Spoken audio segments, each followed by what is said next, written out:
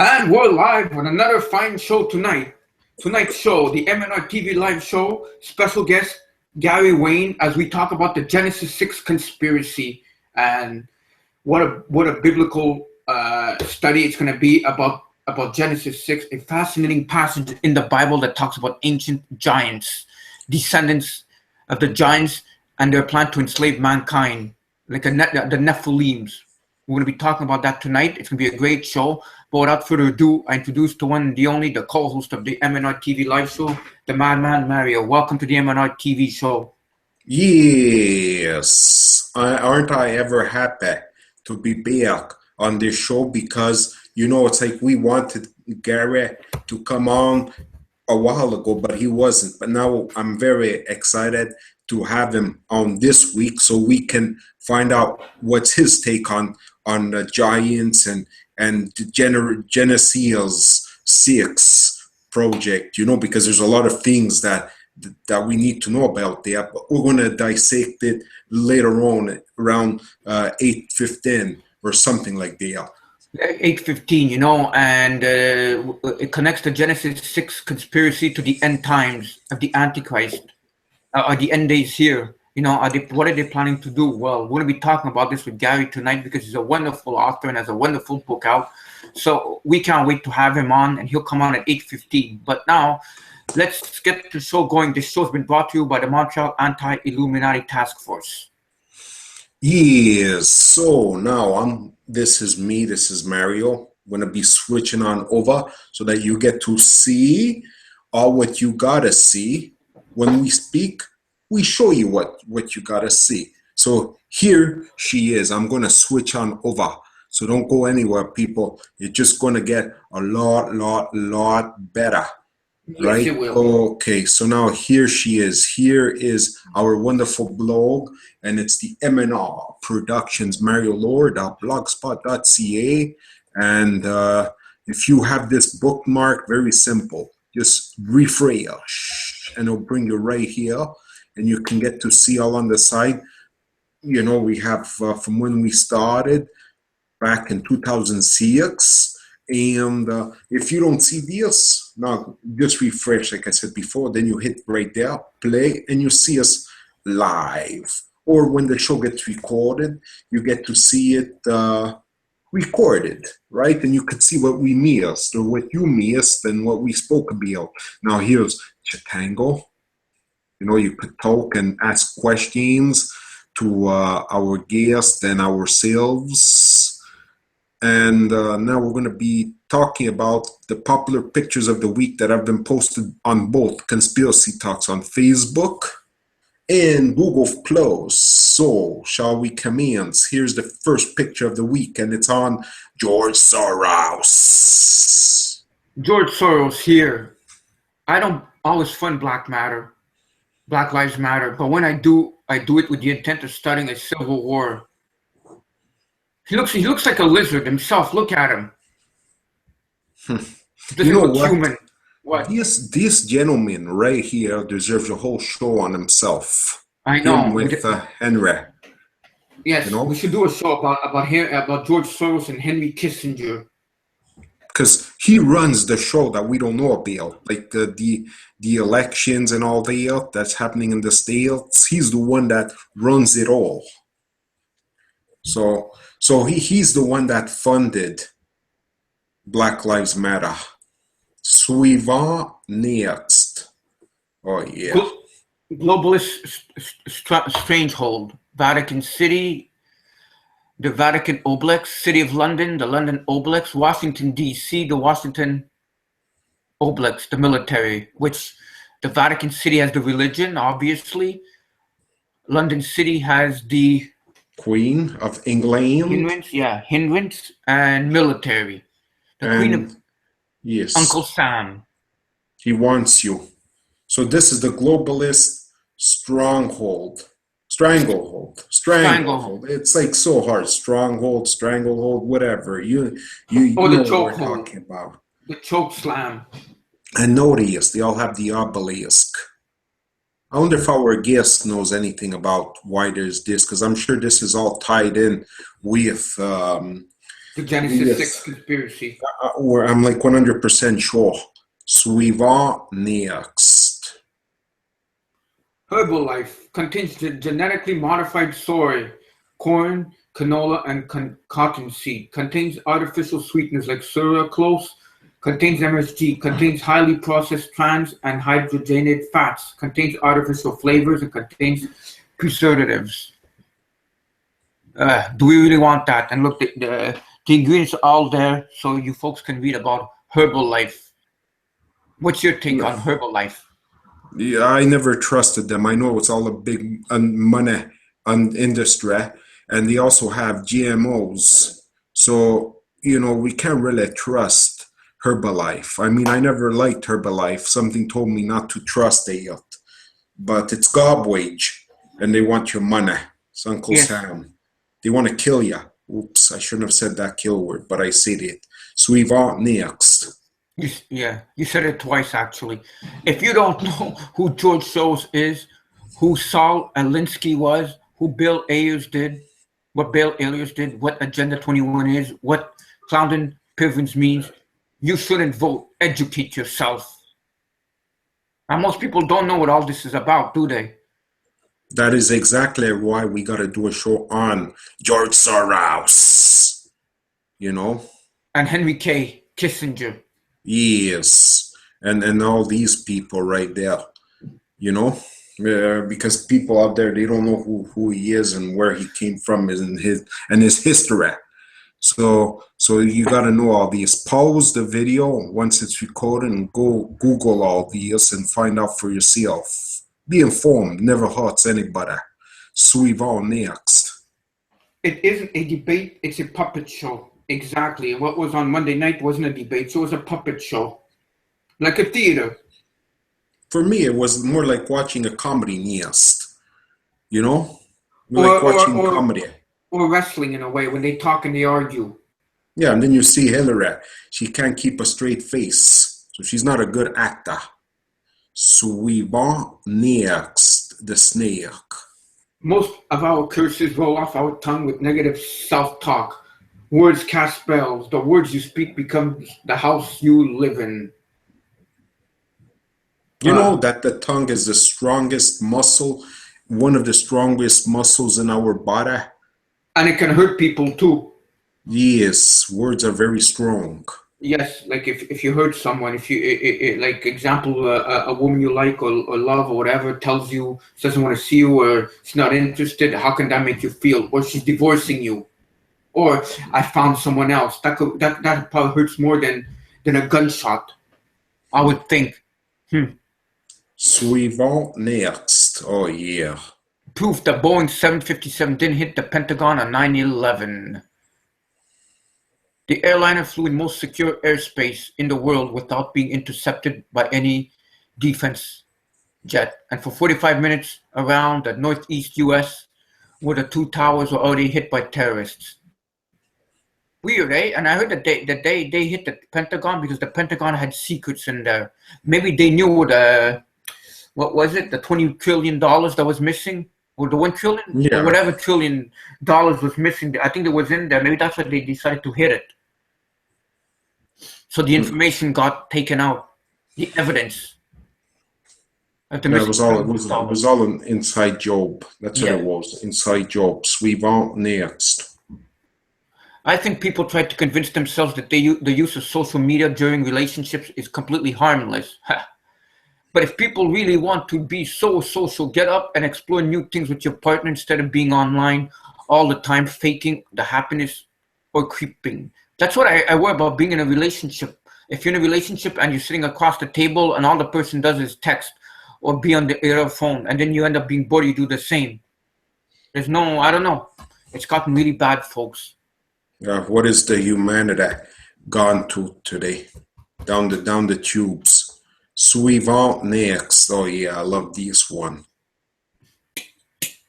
The devil doesn't come to you in a red cape and pointy horns. He comes to you disguised as everything that you've ever desired. Well, I don't know, because to be blunt over here, there's no really hot women that come up to me. And want to go out with me. So I don't know. Maybe it happens to other people. Maybe I'm thinking God's protecting me of this not happening. What's your take? I always say just be careful of what you wish for.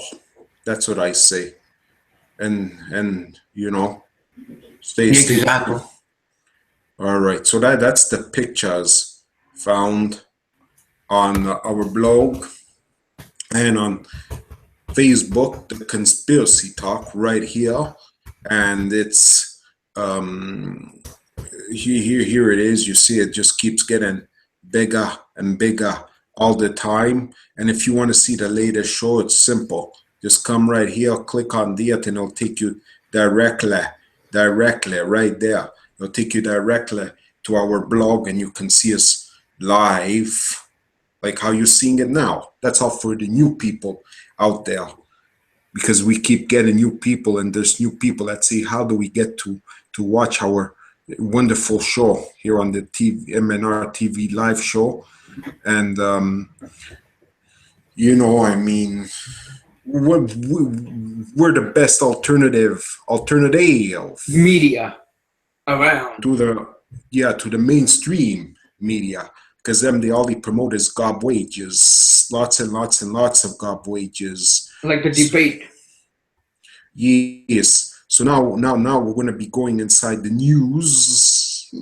That's what everybody out there is waiting for. The MNR to give out the news and say what we have in our take. And here's the news of the week right here. Debate. Yeah. Yes. Debate hosts fails to ask about Hillary's wrongdoings. Hammers Trump. Establishment shill again. And we see Donald Trump right there. And his dog. Nice and little dog there. Exactly. Cute dog. Monday night's presidential debate host Lester Holt failed to ask Hillary Clinton really tough questions. Told Fox and Friends Tuesday morning. He didn't ask her about her emails at all.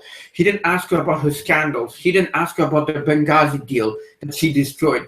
He didn't ask her a lot of things she should have been asked, said Trump.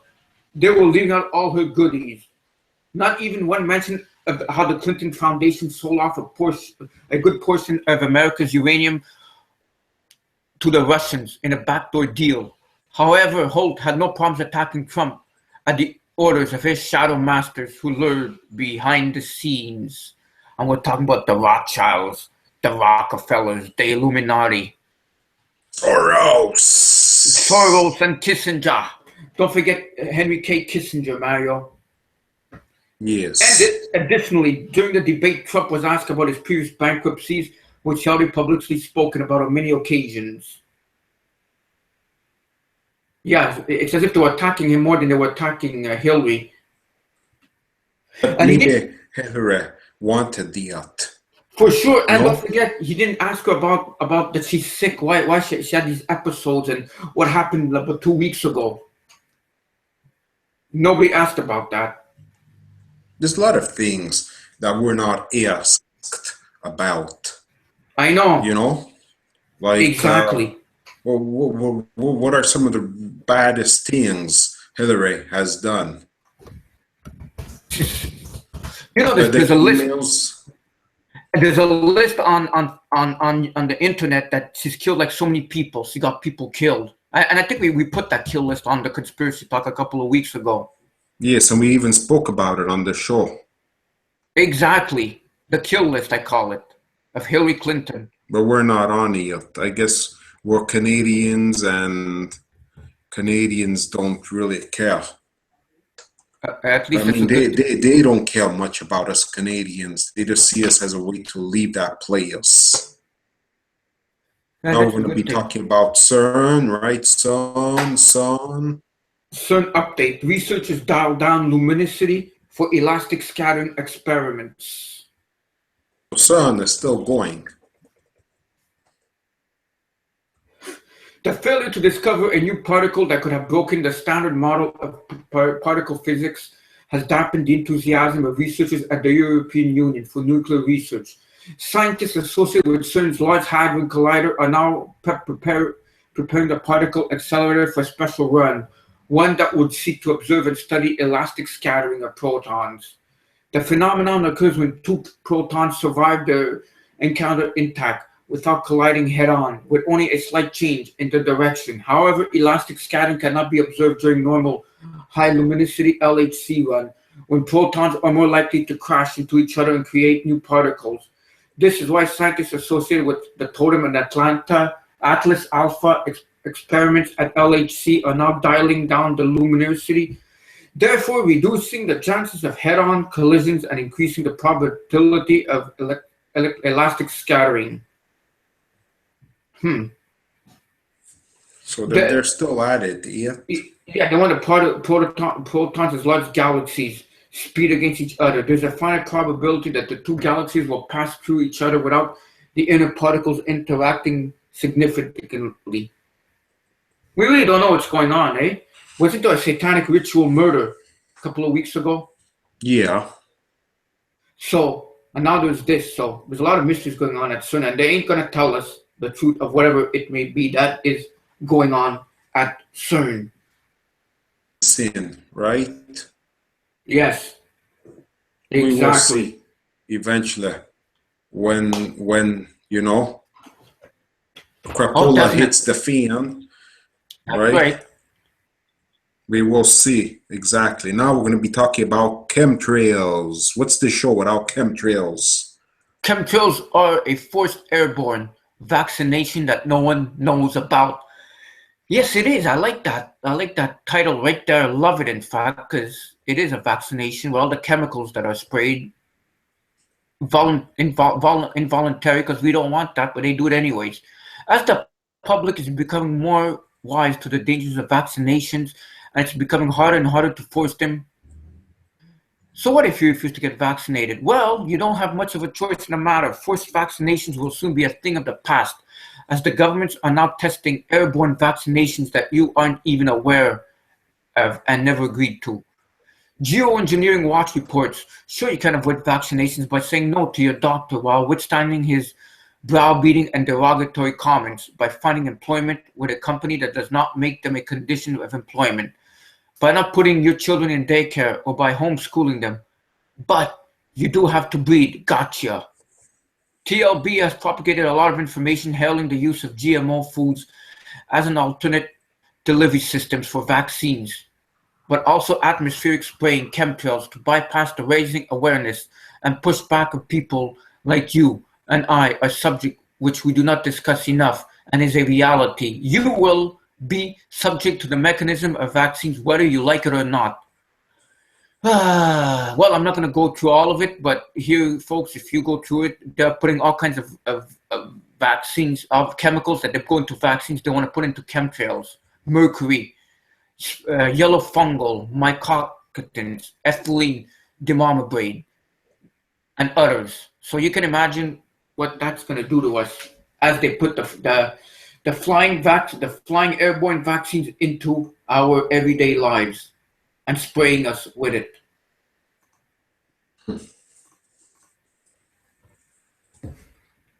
Truly a sign of the time. Nobody out there dares to talk about this or know about this. Except us here at MnRTV. And it's not something, that most people are aware of. I mean, hopefully now that they want to put vaccines, they'll wake up more people. What can you really do when you look up in the sky and you see these chemtrails, which I saw this week, spraying? What can you do? It's not like we could go fly up there like Superman and stop them. No, we can't. But is chemtrails the reason why the bees are going? That's a good question. Wake up call. Bumblebee just proposed for U.S. endangered special status. According to experts, bumblebee contribution to farms is estimated at a whopping $3.5 billion. Earlier this month, the mosquito eradication efforts in South Carolina gone horribly wrong, resulted in almost total devastations to the indigenous bee populations. The pesticides used to target the Aedes aegypti and Aedes aegypti species of mosquitoes, which can carry and transmit the Zika virus. killed off millions of bees. This single incident is one of many that have been laying waste to beneficial pollinators, which has now led to the bumblebee's proposed listings as an endangered species. The U.S. Fish and Wildlife Service on Wednesday proposed listing the rusty patches bumblebee, a prized but vanishing pollinator once widely found in the upper west, Midwest, and northeastern United States for federal protection as an endangered species, according to Reuters. And I know, wasn't Einstein that said something along the lines, if you kill the bees, you kill the world, you killed man? Oh yeah, because they're a very important species. They're like part of the ecosystem, ecology system. Ecosystem. And you kill bees, and look, it's caused by it's like the Zika has something to do with it, and we know who brought up the Zika. That's all made in labs and probably even given money from our good buddy Bill Gates. Yeah, Bill Gates. Yeah, and we used to worry about him when he gives us crappy computer systems. Now he's trying to do vaccines and GMOs and who knows what else. He's a real criminal. He is. That's what he is. He's a real criminal. All these links that we're showing here will be posted underneath in the description once the show gets released. Speaking of GMOs, I was in a debate with someone that apparently someone says there are good GMOs. I never heard of that. No such thing as a good GMO. They're all genetically modified, All right, so now we're going to be talking about Facebook. In Germany orders Facebook to stop collecting data on WhatsApp users. Like, what the heck does Facebook have to do with WhatsApp when you think about it? Social networking giant Facebook has been ordered by German authorities to stop collecting and storing data from WhatsApp after users claimed their digital privacy was at risk. The privacy regulator also ruled that the data that has already been forwarded should be deleted. The pushback comes after the messaging app announced last month it would share some users' personal information, such as phone numbers and analytics data, with parent company Facebook as part of the program to synchronize the two businesses. Do you hear what it says here? Parent company Facebook? What, does Facebook own WhatsApp? Also own Instagram. That I knew, but I didn't know that it owned, or it might own WhatsApp. See, we learn something new every day on this show. We learn ourselves, yeah. However, the controversial scheme means businesses would be able to send messages to customers on WhatsApp after the acquisition of WhatsApp by Facebook 2 years ago. Both parties have publicly assumed that data will not be shared between them. Johannes Kastur, the German data protector commissioner, said in a statement, the fact that is now happening is not only a misleading of the users and the public, but also constitutes an infringement of national data protection law. So right there, folks, the data protection law. And the thing about it is, we like using WhatsApp for different purposes. I use it. I haven't been using it much now, but it's still useful. Facebook is very, very, very dangerous, if you ask me. Exactly. Oh yeah. I know why you're tired, Robbie. Because Why? You're too busy working hard on the show like I am. That's how much work we put into this show, getting guests and finding all these news beats to show you right here. And promoting the show and hyping it and putting it like connecting to people. Anyhow, DARPA develops mind control and mark of the beast technologies. No one shall be able to buy or sell without the mark. Technologies consultants of DARPA may claim the secretive Department of Defense has innovations for the betterment of humanity in mind, but some of their most outlandish products tell us a different story. How do DARPA's project interact with each other, and what does that truly mean for us as a civilization? DARPA has hacked into a squid's nerve system in order to force the animal to change its colors. What does that mean for you, me, and for you and me? DARPA is essentially seeing just how far they can take their mind control techniques, so that even those of us who have not been overtaken with nanobots would still be physically submissive. The same experiments is being carried out on human spies, wherein DARPA scientists hack into the peripheral nervous system to override atomic functions. Using its targeted neuroplasticity training program, DARPA is attempting to take over the brain's synaptic plasticity so that it can tap into nerves, reaching out to our extremities. While this may sound cool at first blush, imagine the implications if someone were remotely controlling how your limbs function against your will. Ray Kurzweil has already predicted that humans will be hybrid robots by the year 2030. If DARPA has their way, he is probably late by his estimations. This is scary, folks. Very scary. I mean, could you imagine like sometimes when you go on your computer and someone's controlling it, like I don't know, like security or Microsoft, because you're asking for help. But this is different. Can you imagine someone hacking into your body and they're controlling your limbs without you knowing who, where, and why they're doing this? I don't even feel safe doing my banking on here. But you know what? They're pushing everybody to do banking on over the net. Look at this. Look at this. Look at this. Former DARPA employee Regina Duggan once said, "We got to do a lot of epic shit." When I was at DARPA. She's been at Motorola, Google, and most recently Facebook. Again, freaking Facebook. At Facebook, she is charged with making new technologies, but while at DARPA, she helped to develop electronic tattoos, human branding with barcodes, and Mark of the Beast, as well as passwords to computer systems you can swallow. And the 1992 British movie Naked, directed by Mike Leigh, and starring David T. Lewis, that followed conversations taking place. What is the mark? Well, the mark, Brian, is the barcode.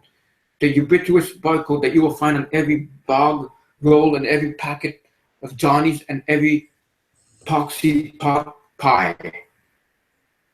And every expletive removed barcode is divided into two parts by 3 markers, and those 3 markers are always represented by the number 666. Now, what does that say? No one shall be able to buy or sell without the mark. And now, while they're planning to do it, in order to eradicate all credit card fraud, and in order to precipitate a total cashless societies, what they're planning to do, what they've already tested on the American troops, they're going to subcutaneously laser tattoo the mark on your right hand onto your forehead. And this was 1993 when we first began studying these sorts of things. Going real deep. You remember? Yeah, we went real deep back in those days. And here we are, over 20 years later, we're making a show and we're talking about it. And this show's been broadcast all over the world. So this is great. Yes, of course it's great. I mean, you know, all right. I mean, people need to wake up and see what's really happening out there. You know, stuff they don't want us to know. But anyhow, the next one right here, we're talking about a mysterious planet, which we haven't spoken about in a while. Yes. Mysterious planet in outer solar system orbits the sun backwards, says scientists. Until now, we thought there were only 9. No, 8 planets in our solar system, as Pluto has been regulated as a dwarf planet. But now astronomers have spotted a mysterious planet in the outer reaches of our solar system, and it's orbiting the sun in the wrong direction. The mysterious new planet is on the far side of Neptune, and a unique characteristic of its orbit has puzzled scientists. It has been christened as Niku, rebel in Chinese, because its rebellious characters, as it has a retrograde orbit or rotating in the opposite direction of the sun's rotation. And unlike other members of our solar systems, Niku's orbit sends its height above an angle of 110 degrees and is rising up at the moment, but will eventually cross over and downwards below the flat plane of the solar system.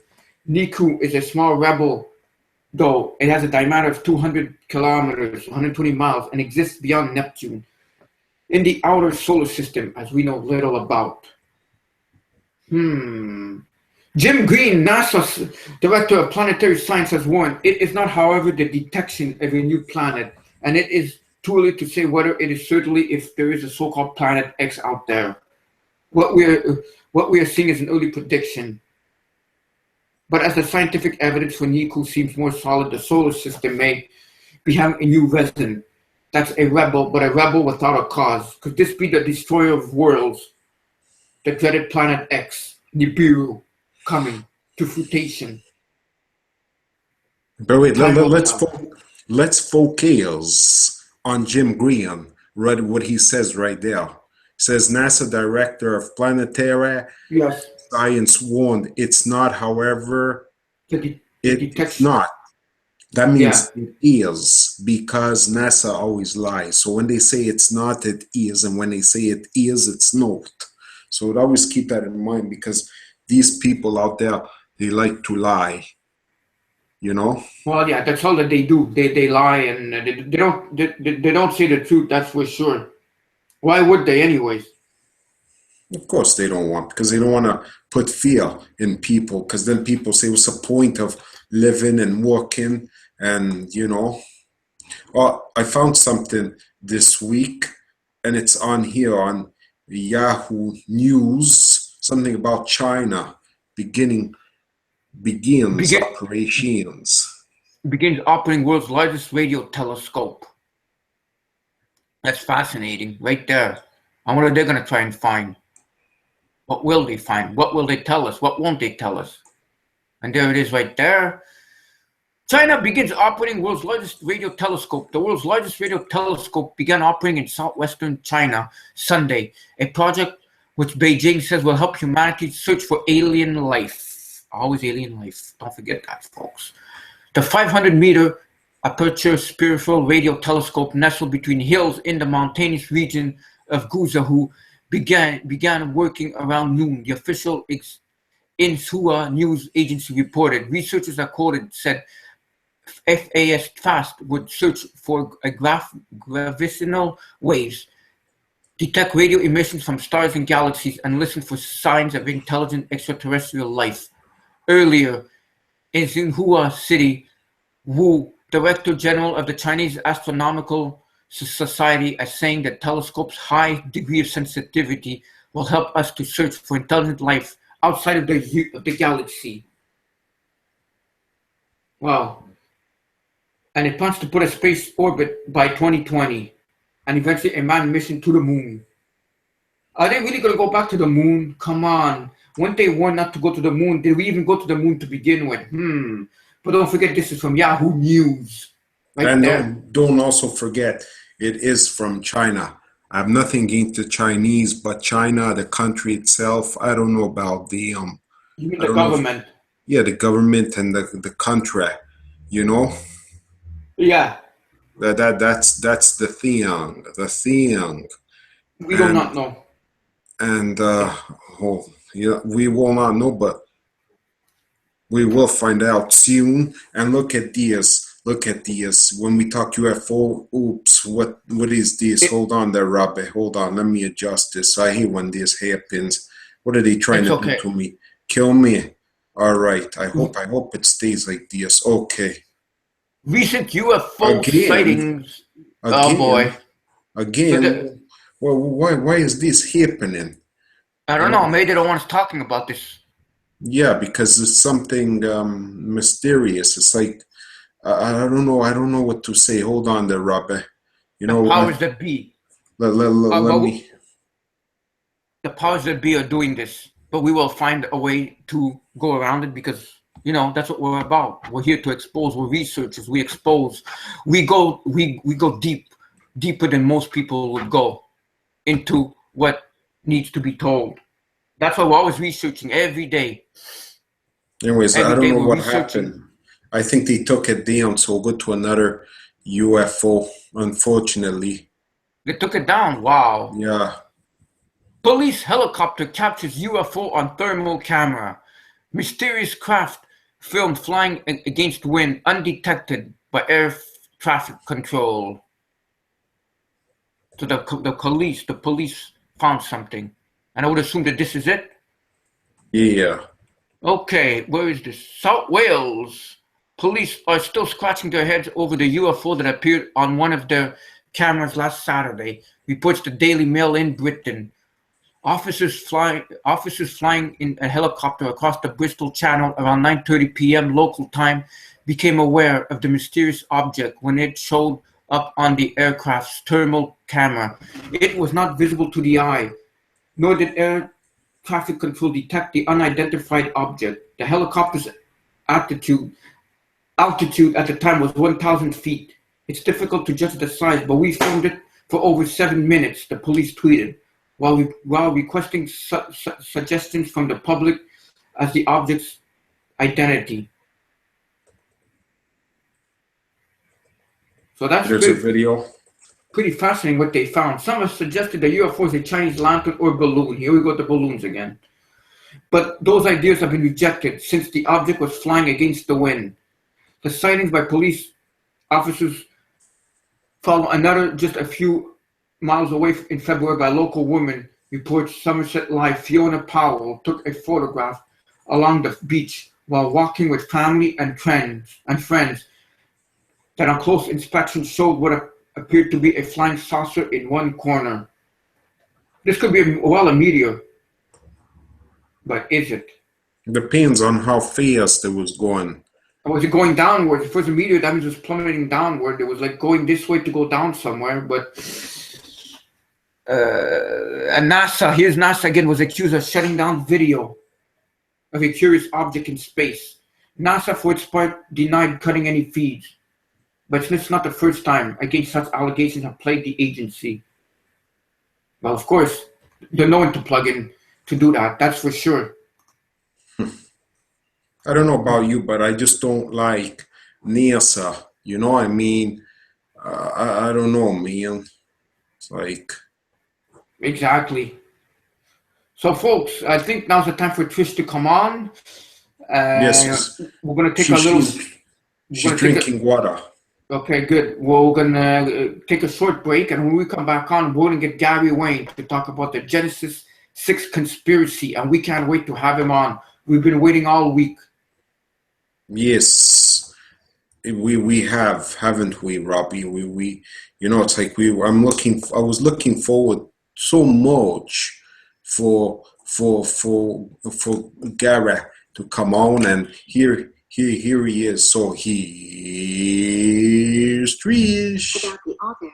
Gary Wayne is a Christian contrarian who has maintained a lifelong love affair with biblical prophecy, history, and mythology. His extensive study has encompassed the Holy Bible and Gnostic scriptures, the Quran, and the Bhagavad Gita, Gilgamesh and other ancient epics, language etymology, and secret society publications.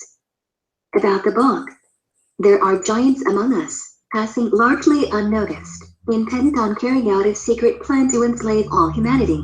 They may not look like giants today, but their bloodlines extend all the way back to the Nephilim, the offspring of angels who mated with human women, described in Genesis 6 when giants roamed the land. Gary Wayne, author of the Genesis 6 Conspiracy, How Secret Societies and the Descendants of Giants Plan to Enslave Humankind, details the role of modern-day Nephilim and Satan, as plan to install the Antichrist at the end of days. When God cast the angel Lucifer and his followers out of heaven, Lucifer set into motion a scheme to ensure the Nephilim survived. Why? Because from the bloodlines of these Nephilim the Antichrist will come. To keep his plan alive, Satan has enlisted the loyalty of secret societies such as the Freemasons, the Templars, and the Rosicrucians to conspire in teaching a theology and a history of the world that is contrary to the biblical one. This Genesis 6 conspiracy marches toward the Great Tribulation, when the loyalty of the terminal generation, this generation, will be tested. The Bible, along with many other ancient sources, clearly records the existence of giants. Wayne provides copious citations from many society insiders, along with extensive Bible references, other religious references, and historical material to bolster his contention. What he uncovers will astonish you, and it will challenge you to prepare for the fulfilling of God as promises. All right, there. Thank you, Triage. Thank you for adding some flavor to the show. You know, I mean, we can't do it without her, could we? I mean, this show would be just so dull and bland without her, right? Exactly. Oh, for sure it would be. Indeed, I agree with you. I mean, and soon in a couple of minutes we're going to be getting Gary Wayne to be talking about the Nephilim the Genesis 6 conspiracy. And it's gonna be great to have him on our show because we have so many questions to ask him and so much, and I can't wait for that to happen. We got about 3 minutes left, and in this 3 minutes, is there anything you want to say or add? No, but for me, I wonder what he thinks about the Cain, the Cain bloodline, if it has anything to do with like my theory, the Cain bloodline, if it has anything to do with the Nephilim bloodline, you know? Yeah, we could always ask him these questions. I think we have these questions that we can ask him.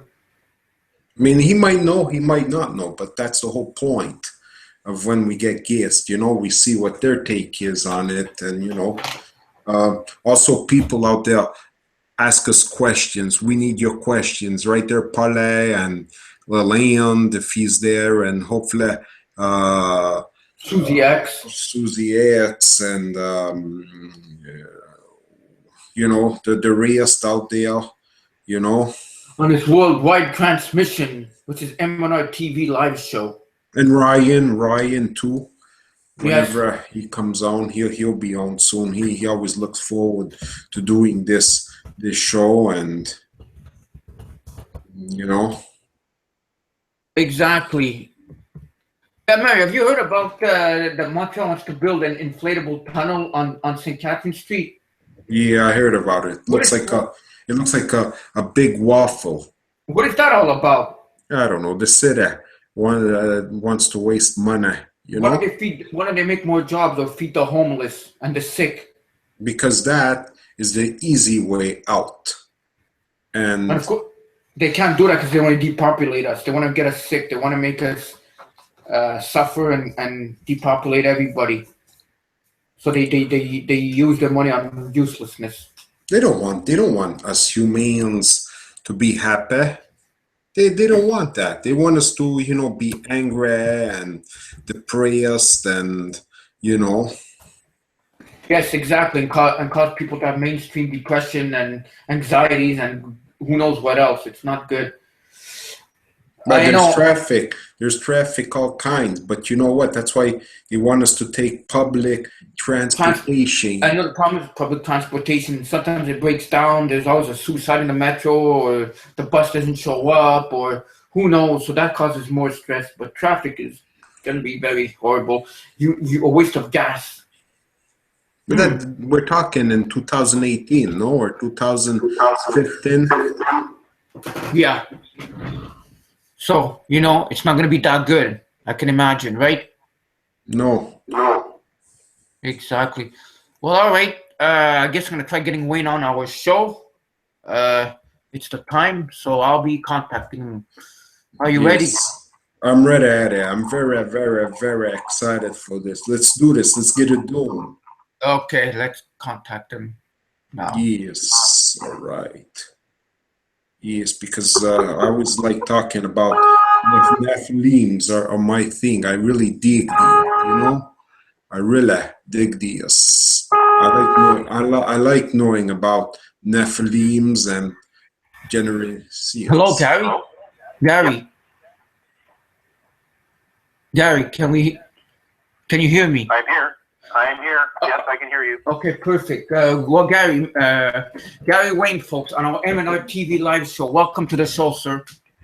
Well, so happy to be here tonight, and thinking we're going to have a very interesting show that hopefully your audience is going to like, and it's going to raise some curiosity with them. Exactly. Exactly. So, since your first time on our show, would you care to tell us about yourself and what kind of work you do, about your book, and anything else you can tell us about yourself?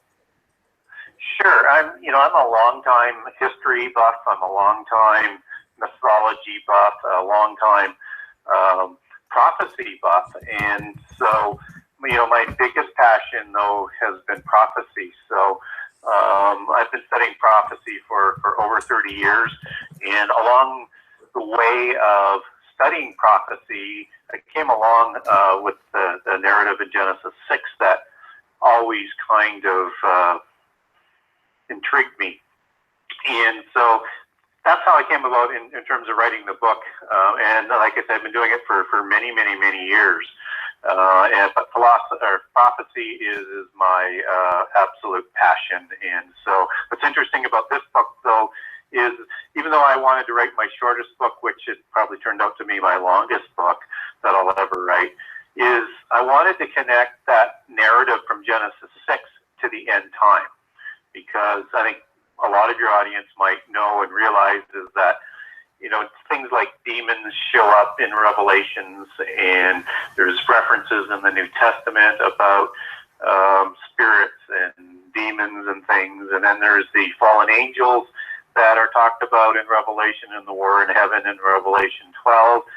And you have the abyss where these angels and demons come out in the end time. And you also have Jesus speaking directly to the end time and his second coming, that the days, those days will look very, very similar to what happened during the days of Noah. And I take that as sort of both before and after the flood, because Noah lived for, over 300 years after the flood. So I wanted to connect all of that because Genesis 6 has so many prophetic overtones in it, and so that was the inspiration to write the book. Wonderful. That's wonderful. So, okay. So, where shall we begin? For people that don't know about it, most of our audience do know about it, but let's talk about the Genesis 6. What conspiracy could there be? Is it dealing with the Illuminati or something different? Yeah. So first thing the audience ought to be aware of is I call myself a Christian contrarian, which means I don't look at what people say or people tell me. I verify and try and do things myself to verify it. And so some of the things that I've verified and have written about, some people may have not looked at in that sort of manner or way, which is hopefully either enlightening or at least raises the idea to dig a little bit deeper on it. And so the conspiracy is, and I'll talk a little bit on a quick overview on the book, but it is a conspiracy book, and it wasn't originally designed to be a conspiracy book. But as I dug into it, I kept having more doors being open.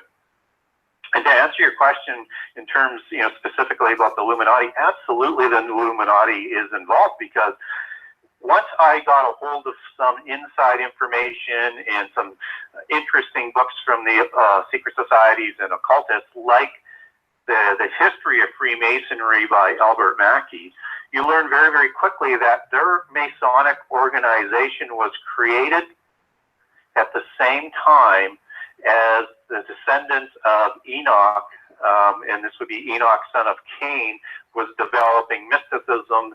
And out of mysticism and the sun-worshipping religion that Enoch had developed, he created the secret societies to develop and keep secret the knowledge that was being developed out of these seven sacred sciences.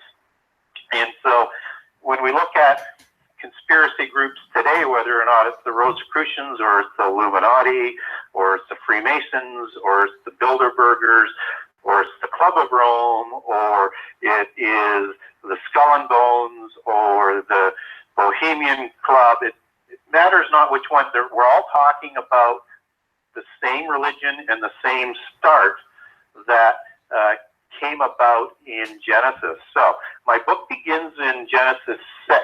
In Genesis, 6:1-4, which leads right into the flood. And the reason why it begins there is that's where the fallen angels, the sons of God, went to the daughters of human females and created demigods, superhumans. And so these demigods, the conspiracy begins before this, but with these giants and the Nephilim, as they're called, and their descendants, they partnered with the descendants of Cain and Enoch and Lamech and Tubal-Cain and Jabal and Nama and all of those people along that line to impose the new mystical religion and change it away from the true religion that the Sethites were honoring and worshiping into this new polytheist religion to the fallen angels. And so the fallen angels are in this conspiracy and partnership as well. So you have the fallen angels, you have the descendants of Cain, and you have the Nephilim, all partnering and utilizing the secret societies and the mystical religions to enslave humanity and the descendants of Seth and totally corrupt the entire antediluvian world through this conspiracy and this partnership, which brings along the first apocalypse by fire. And so I follow the descendants of these Nephilim, the religion, and the secret societies on how they crossed the flood to affect the early post-diluvian world at places like Sodom and Gomorrah and at Babel as two classic examples, how they usurped the kingships after the flood, how the Nephilim survived the flood, at least give the ways of how they could have survived the flood, how the religion and the seven sacred sciences and the technology which reached a level that was probably higher than today if you follow the occultic writings and research, and how all of that crossed the flood continue to partner and try and enslave humankind. They've been in rebellion to enslave humankind over and over and over and have been checked as they were at Babel again. And what they've done to affect our history, what they're doing up to today, and how they're planning to bring about the end time that will deliver their Antichrist, whom they believe will be and have the bloodlines of the Nephilim who came from the fallen angels. Wow, that is amazing. And how big were these giants? Were they like 10 feet more? How big were they? They were monstrous. I don't get into, some people think that they're as high as 300 feet tall. And yes, I've heard of that. Look at that. Yeah, that comes out of Enoch as being, 200 or 300 L's, as I recall. But nobody really knows how much an L is. Typically, most people consolidate around 20 to 40 feet. And not only were they 20 to 40 feet tall in the first generation, and they did get smaller over time. We get, let's say, Og recorded in after the flood, and somehow as a survivor of the Rephaim or the Nephilim after the flood. And if you use a common cubit, he's probably 12 to 13 feet tall, but if you use a royal cubit because he was Nephilim, which means he was royal and he was a king, which he was, they would have used a royal cubit. That put him more like 15 to 16 feet into that zone, probably about 15 feet. And so these were monstrously big beings, but they just weren't big.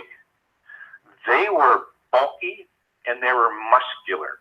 So when you look at an average human, if you look at a wide set of numbers, their average width to height or height to width ratio would be 3 to 1.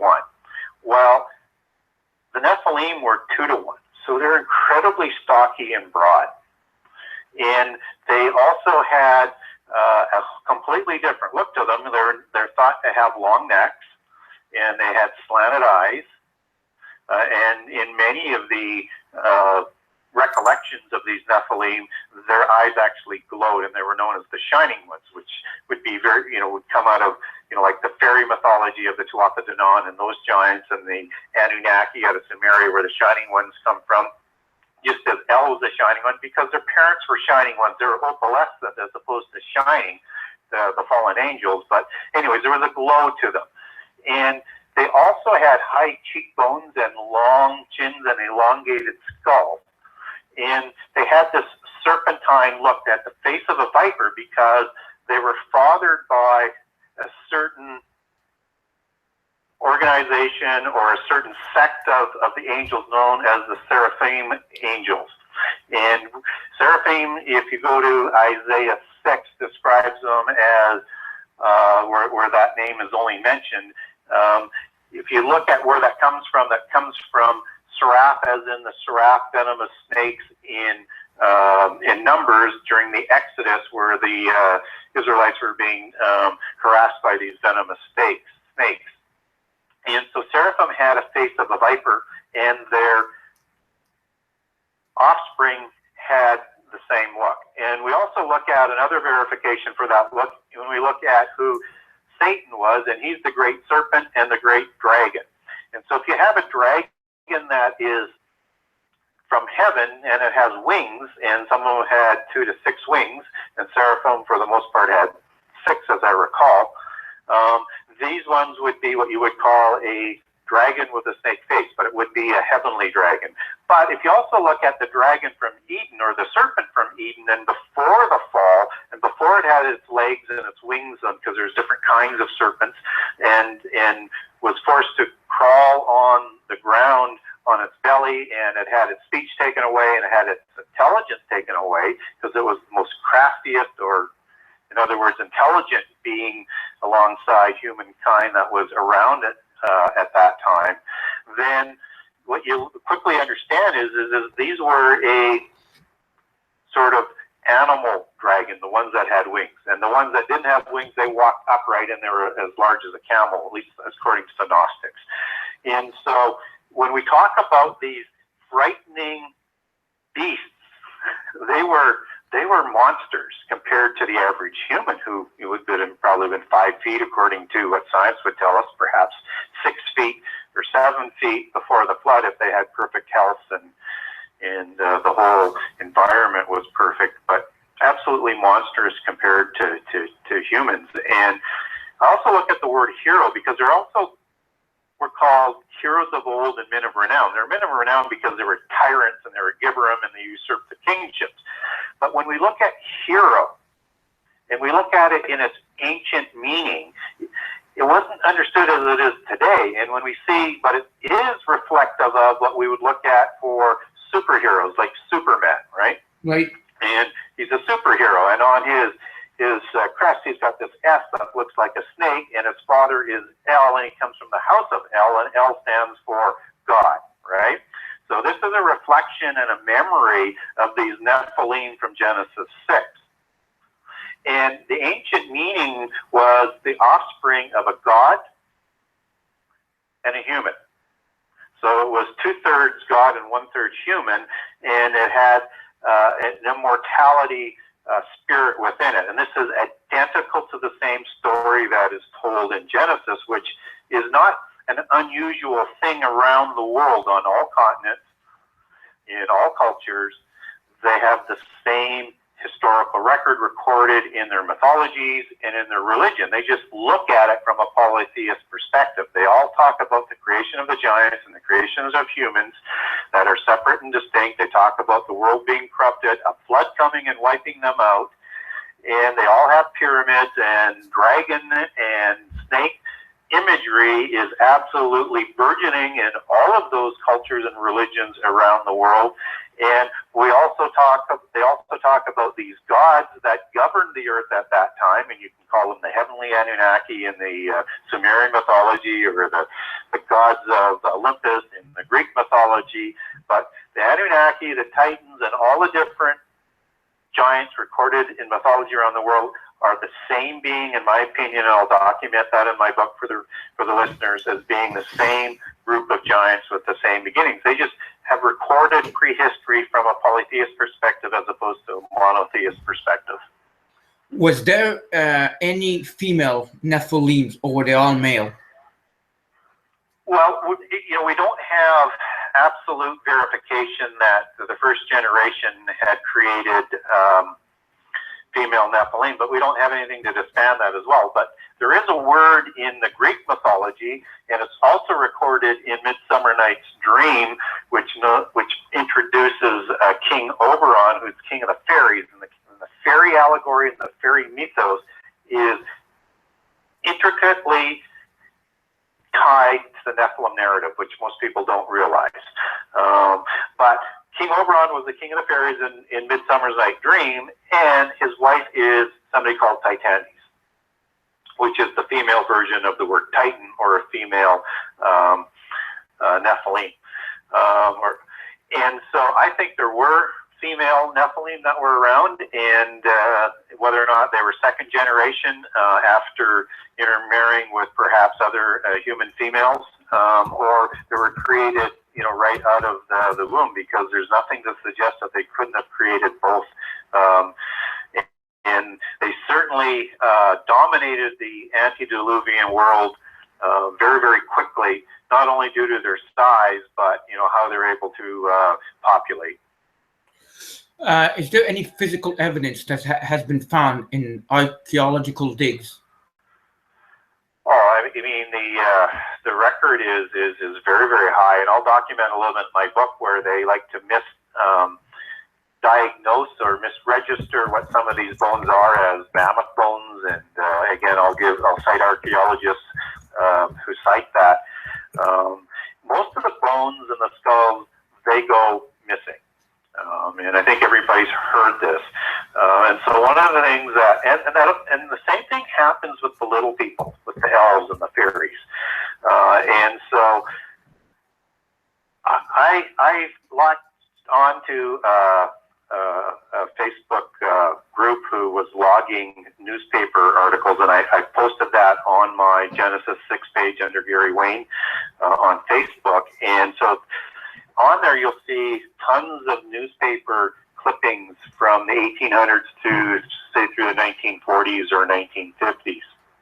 And in these newspaper clippings are all of these descriptions and stories about the discoveries of these giant bones and these elongated skulls. And some of the more recent ones, after they developed photography, they have some pictures in there, they have sketches in there, they have descriptions, they've been logged, and they all go back to the Smithsonian, and then they amazingly disappear.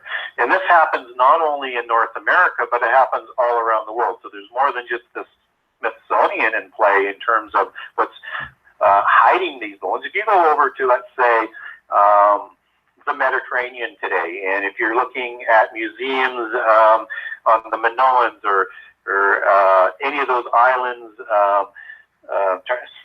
trying to think of the one, Sabarini or Sabatini, I can't quite think of the name right now. Okay. They display the archaeology there, but they keep these elongated skulls in the background. And then you've also got these elongated skulls that have been discovered in Peru, and they're very, very interesting as well, because not only do they have the red hair, which is one of the two colors of hair, which I'll give descriptions of the two lines in the book, but they have the elongated skulls, no sutures on the skull, so they're not human, and they're quite a bit larger than a human skull. And what's important about that is you can bind the skull to replicate that serpentine look, but what you can't do is make it bigger.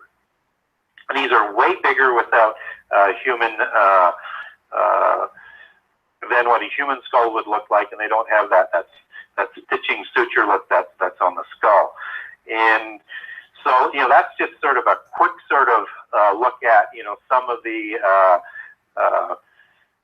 Santorini was the name of that island I was thinking of, in some of the museums around the world. But so that one in Peru is I'm watching very, very closely, because I actually kind of think what they're going to do is they're going to make that information and that evidence disappear like all of the other evidence. And I've done a few shows just on fairies alone, and there's some specific archaeologists that also have made little people discoveries, sent them to the Smithsonian, and they've also disappeared. So for some reason, and again, I think it's all part of the same conspiracy that I'll talk about in the book, that they want to control the information on this, and then they want to reveal it on their timetable. They want to reveal it to the world on their timetable and spin it how they want to spin it. But today, they're not releasing that information. There's some like information on the internet that says that Cain, his father was Satan. Is there any truth to this? Well, that's a very, very popular and growing in popularity theory. Yes. And so it's also a constitutive belief in Gnosticism, and that's the religion of the secret societies. So you can see why it's probably gaining it. Let me just take a step back and explain a little bit. So where the serpent seed idea comes from is from Genesis 3, and after the fall in Eden that I talked about a little earlier, about that the offspring of the serpent are going to be at odds with the offspring of of Eve, ongoing. And I believe that that's the case. And so there's two ways that can come about. Is either Cain was a Nephilim as well, or it comes about in Genesis 6 with the offspring of the fallen angels and the human females and the seraphim angels, which would be, again, the serpentine connection there. And so either way is fine with me. But the Gnostics believe, and I'll give us a very, very, very tenuous connection that it could possibly be biblically supported, but not in a way that you can make a confirmation on it. But what the Gnostics believe is that Eve was raped by either Satan or by fallen angels, and produced other fallen angels, and produced Cain as a separate son than what Abel, who was born directly from Adam and Eve. And then the other possibility is that Cain was the son of Lilith and Satan, and another, again, there's many, many stories on the Gnostic and the occultic side. So that's where they come about, and they believe that Cain was a divine individual, and that's why he was able to lead the people of day 6 in their belief system. So when we look at the Bible, it doesn't specifically say that, but what we do understand is in Genesis 5, it's very, very strange language where it says that it's only the descendants of Adam, and only the descendants of the Sethites, the third son, Seth, is listed. There's nothing to do with Cain there, even though you have his genealogy a little earlier on. The second thing is Seth. It's very, very odd that he was born in the likeness of Adam, and I find that very, very strange, because we don't see that anywhere else. And why would it point that out? Again, that's very, very tenuous. But the one that's the closest thing that you can come to making that connection would be is if you look at the word Cain and take that back to the ancient Hebrew word. I mean, it sounds like the Hebrew word for acquired. And then when it moves further along in the sentence, in terms of the birth of Cain, when Eve begets or begot the son, that word begotten, when you take that back to Hebrew, also sounds like the word acquired. And so those are the two tenuous connections. For me, I'm agnostic on it. It doesn't change the outcome of the serpent seed coming into Genesis 6 with the Nephilim, but it's very, very difficult to prove scripturally, and it certainly doesn't say outrightly in any of the translations that Cain was another type of Nephilim. But understand that the Gnostics and many polytheist religions believe that. Satan, how does he procreate with women? Did he do it as a serpent, or he shapeshifted into a human? Mm-hmm. Now that is a very, very good question. Nice. So, yeah. And I do have a good answer on that. So, great. The first thing we need to understand is that in heaven it is a different dimension, and these are spiritual beings when we talk about the angelic realm. And then the physical world is a whole different scenario. And so people will first say that, well, there's no marriage in heaven, which is stated in Matthew and Mark, and therefore there's no way they could have sex. Okay, I get that, but really all that says is there's no sex in heaven. And it may not be permitted in this realm, in the physical realm, which I'll make a very clear case that this was a violation against the laws of creation in my book. But it doesn't say that it can't happen. It just says it's not permitted in heaven. And so when we look at angels coming to this realm, we see many examples of the angels taking different forms. And in this, they show up as very much opalescent beings, like in Daniel. They show up as a serpent, like Satan is called. And they show up as human males, like in Sodom and Gomorrah. And they show up in different forms anytime they're really talked about in the book. So there's different forms that they can take. So there's this changeling quality that takes place that they have the ability to do. And if you look, again, from a mystic source, I'm going to bring this back to a scriptural source, that they believe in Kabbalism that they did have the ability to take any form that they wanted to in this realm, and also take any sex that they wanted. And this is, again, is a standard belief in polytheism with the gods, and that's where you create the lower pantheon of the gods, is as you have these fallen angels or gods, depending on your belief system, copulating with each other, producing more spiritual gods in this realm, even though that's not permitted, and another violation against creation. That creates the lower level gods. Okay, and this is also how they're able to, by choosing their sex, to have sex with human, whether it's female or males, depending on which sex that you're talking about here, because they can choose their sex. So if we look at Jude 1:6, and this is referring to these fallen angels that were impassioned in Genesis 6, and they left their habitation, right? And their positions of authority. But if you take the word habitation back to its Greek word, because the New Testament was written in Greek, not Hebrew, at least as it came down to us, that goes back to the word orchitarian. And orchitarian is a meaning that is quite unique.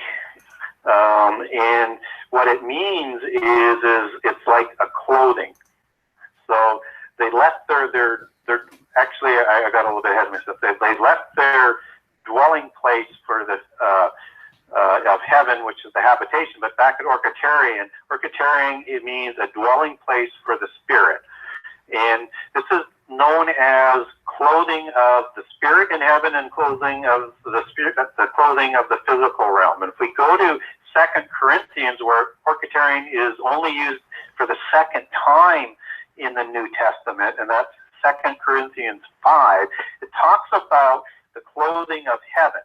And again, that's the word orchitarian. So they left their clothing from heaven on, put on their clothing of the physical realm, and in any form of clothing that they wanted to wear. So that's how I would support that in the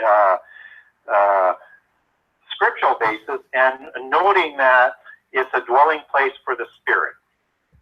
Okay? Okay. Good answer. When the angels left their habitations, how did they come down? Did they come down? Did they fly down? Or how does that work?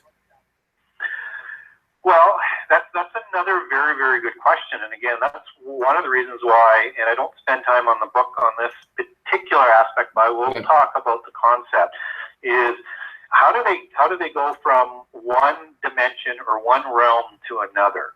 And is it instantaneous, or is it through something called portals?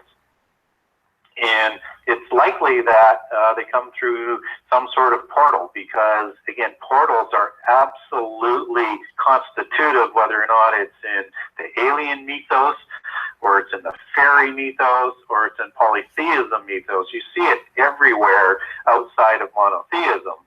And so one wonders whether or not there's an actual portal that comes through. And you know, the classic name for a portal out of fairy mythology is the Shays, spelled S-I-D-H-E-S.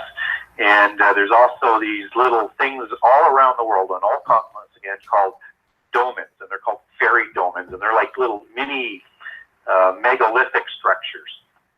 That's kind of what they look like, a mini Stonehenge to me almost. What dolmen means is portal. Okay. Okay. And so I think that means portal. And if I look at Babel, and one of the reasons why Babel was created is that Babel, translated from Hebrew, means confusion of languages. But Nimrod, he goes off after Babel, and he moves to Chaldea, and he's associated with the Magi of Chaldea, which goes back to 7 sacred sciences and mysticism again. And the Akkadians come out of that. And so Babel is also an Akkadian word, which makes sense because Nimrod, is basically, the parent of the patriarch of the Akkadians. And in Akkadian, Bab means gateway and El means God. Just as El means God in most language, or El or Al, it's all the same transliterated meaning. So this is the gateway of the gods. So again, were they trying to create that portal for these gods to come back? Possibly. And portals are all throughout fairy mythology, whether or not it's in the Shays that I talked about, or it's the fairies, the female fairies in, let's say, King Arthur, or the fairies of the lake. They're guarding portals. And if you talk about King Arthur, for example, he's going to Anwen, which requires a portal to, because Anwen is just another word for Tartarus or abyss, just as abyss shows up as being translated as either Tartarus once in the New Testament. I think that's in 1 Peter. And so we have this correlation of this different dimensions and this seemingly portal from one realm to another. But again, I'm doing a little bit of speculation on that, just trying to connect some dots. So how did all of this connect to modern day? These giants, how are they going to come back? And what is the connection between, let's say, giants and demons? How did demons come about? Is this when they died in the flood, they became demons? So the first generation, and I'll bring this forward as well, but let's just talk about the demons for a second. Sure. And so the first generation of the Nephilim were created with the immortal spirit from heaven, a fallen angel. Somehow this immortal spirit is passed on to this first generation. And then God also steps in Genesis 6 after the fact and says, I'm going to limit all life on earth from this point forward, which took generations, if you read through on the narrative, wasn't instantaneous for whatever reasons, to 120 years. And so the demons, even though they were created immortal with an immortal spirit, the Nephilim, even though they were created with an immortal spirit, their bodies weren't immortal, and they weren't able to eat of the tree of life, just as Adam wasn't able to do that after he left Eden. So the bodies eventually died, or they were killed, or they committed suicide because they're in such pain from being hurt through battles, wars, whatever. And so when their bodies died, their spirit did not go to sleep. But because it was a reprobate spirit and a violation against the laws of creation, it wasn't able to go into heaven, and it's remained in this realm ever since. And we see this in the New Testament when Jesus is talking to the many demons collected known as Legion, and they're afraid he's going to send them back to the abyss before their time. These are the demons. They're distinctly different than the fallen angels. They work in partnership with the fallen angels, and the followers of Lucifer and the descendants of the Nephilim to continually try and enslave humankind, but they are different than the fallen angels. And probably some of the more horrific demons were locked in the abyss with the impassioned angels for their violations against creation. So before I move on how they crossed the flood and moved that into the end times, do you have any more questions, Robert, on who the demons are? Yeah, the demons. So before Genesis 6, there were no demons, if I'm correct, or were there?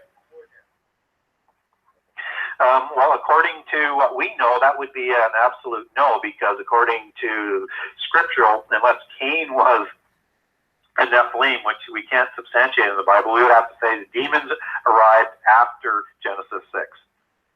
Okay, perfect. Yeah, okay, go ahead. What is it you want to talk about now? Well, and again, if you're going to talk from a just expanding on this demon thing, you're going to talk from, let's say, an Islamic perspective. They had two different classes of jinn or genie. One would be the angelic realm, and one would be the lower god level. Three different realms. One would be the lower god level of jinn, reproducing with jinn, and then you would have the demigod jinn as well.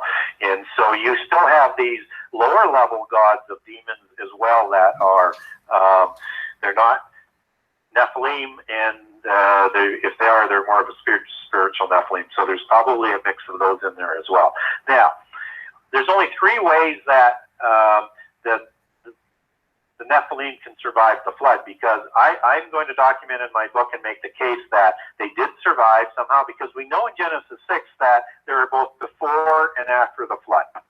They're at the time of Noah and then again afterwards. And we know that Nephilim survived the flood because we have these accounts of the Nephilim in the Old Testament after the flood, and they're known by nations like the Rephaim, the Anakim, the Emim, the Azim, the Zamzanim, and the Abim, and on and on and on. There's so many of these nations, and none of these nations are listed in the Table of Nations in First Chronicles and in Genesis. And if people don't know what the Table of Nations are, these are the descendants of Noah, and how the nations were built around the descendants of Noah. And none of these names show up in the Table of Nations. And Arba is the father of the Anak or the Anakim, and Rapha is the father of the Rephaim. And none of them are connected. And we know that they're Nephilim because Anak in Numbers says that they descend from the Nephilim. And we also learn in Deuteronomy and Numbers that the Anakim are Rephaim. So it goes back like this. Anakim come from Rephaim, and Rephaim come from Nephilim, and somehow they survived the flood. Only three ways they can do that. They're either on the ark, which is why you have a movie made like the one that was last made with Noah with Tubal Cain surviving the flood, because that's a Gnostic belief. The Gnostics believe that, and again, many variations in the different Gospels and accounts, but that one of the sons, Ham, was a giant, or Ham and Japheth were giant, or all three sons were giant, or everybody on the ark was giants. And they believe that's how they survived. The next way that they could survive, and I don't particularly lean on that, and some people also believe that somehow the wives had carried a DNA of the corrupted Nephilim, and that's how they got going in the after the flood. And it's possible. I don't really subscribe to that one, although I do leave open that possibility, simply because Genesis is pretty clear that Noah was pure, and we have a complete lineage of him. One would expect that his wives were pure and his sons would be pure. Like, why would you create a new covenant with a corrupted being from what happened in the antediluvian epoch? It doesn't make much sense, but it's possible. The two other possibilities are there was a second impassioned encounter after the flood, so they had sex again with the angels that weren't imprisoned, because not all of them had sex, but ones that weren't imprisoned in the abyss after the flood, they recreated through sexual copulation, again, more Nephilim after the flood.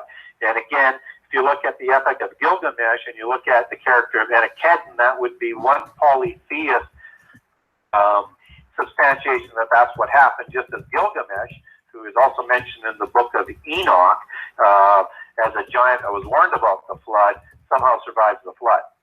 On probably the ark, which the story that he is telling Enkidu to is about Ethnapishtim or Zayazudra, depending on which translation you're using, which is the Epic of Gilgamesh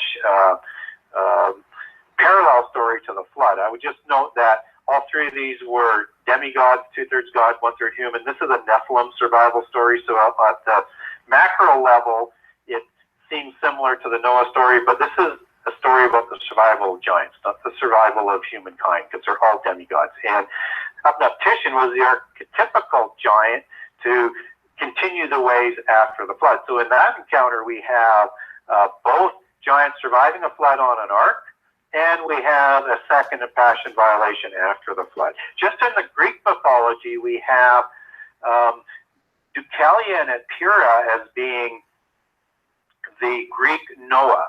Well, not really, because two things here. First of all, Deucalion is the son of Prometheus, and Prometheus is both a Titan demigod and a Titan god in Greek mythology. So it doesn't really matter whether or not Deucalion is the son of the Nephilim or the son, a direct descendant of the god. He's still Nephilim.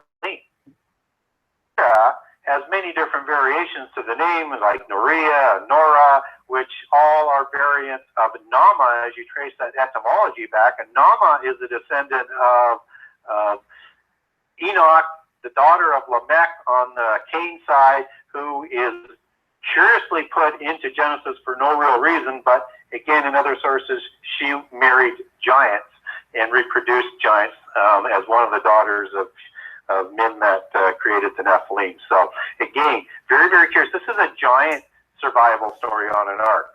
So in all of these different stories around the world in mythology and other religions, and again, they all have survival stories of giants all around the world. It doesn't matter whether it's a legend or it's a religion, and it's in all continents. And it's just one of that world sort of history that we all share. But from a polytheist perspective, they talk about giants and humans surviving on arks or climbing the mountains or going underground, or Amaka Seth, which is another race of Nephilim that are created in the Gnostic Gospels. He's taken off Earth and into a cloud and somehow survived. So that's all these different ways that they survive, and we do know scripturally, from a Christian perspective and a Jewish perspective, is that in the Old Testament, these giants are described and they infiltrate the covenant land as well as many other countries. So that's how they cross the flood. Now, not only do the giants cross the flood, but the knowledge and the religion crosses the flood. And this crosses with through Lamech and his sons that are listed, and daughter Nama that are listed in Genesis again. They create two pillars with information on it. And these are the two pillars in Freemasonry, Joachim and Boaz. And as you go up the death level, that's how they remember it as. And on these two pillars is the seven sacred sciences that took the antediluvian world to a huge level of technology and knowledge, and the location where the 36,525 books written by Enoch the Evil and hieroglyphs to store the religion, the sun-worshipping religion, and the knowledge in 9 vaults stacked one on top of each other, again, according to Masonic records, underneath the pyramids. And these two pillars are discovered by Hermes after the flood. Of course, Hermes is one of these supersized occultic saints and patriarchs, and he partners with Nimrod, according to craft legends and other sources. Craft legends, when I say that, is Freemasonic, or as it was known in ancient times just as Masonry or Masonic. He partners with Nimrod to put this technology back in play. And Nimrod is known in Freemasonry as the first Grand Master of the post-Diluvian epoch, who wrote the first constitution for Masonry. The fifth science is known as geometry and or masonry. And so at Babel, they put this in play, and as the first manifestation to honor the great architect of the universe, or Lucifer, or Satan, whatever you want to call him in their belief system, is Babel City and the Tower, right? And so what happens next is, as God says, and we get an idea of this great knowledge, is that God says that with working as one people in one language, there's nothing that they're not going to be able to do. It's talking about this great science, and so they're dispersed. And just as Sodom and Gomorrah was another area where this knowledge was being expanded, and it's also in Gnosticism a place where the second of passion violation took place to create new Nephilim after the flood was destroyed. So what happens is we have the first partnership, and they're conspiring right at Babel to enslave humankind, because Nimrod is looked at as an Antichrist type figure. He has total universal sway, according at least to the Sethites, who survived the flood, and is about and imposes this mystical religion and is rebelling against God. And I'll document this all in the book. So this is the organization that moves forward. And after Babel, one stays in Mesopotamia with Nimrod and creates and continues to develop mysticism and the seven sacred sciences in Chaldea, where we get sorcerers and magi, just like the wizards that we have. The caricatures of today are Atlantean and antediluvian magi or priests. And the other sect moves on to Egypt. Hermes goes with Ham and Mizraim over to Egypt, and they establish the Egyptian religion. And again, the biggest, and with the Egyptian religion, that connects directly to this day with Freemasonry, because all of their allegories are based, for the most part, on the Egyptian religion. And so that's how it survives. And they usurp the kingships and establish these dynastic kingships. And so at that time, you'd have obviously the Nimrod ones, and he's intermarrying with giants at that time because he was not a giant, even though many people think he was.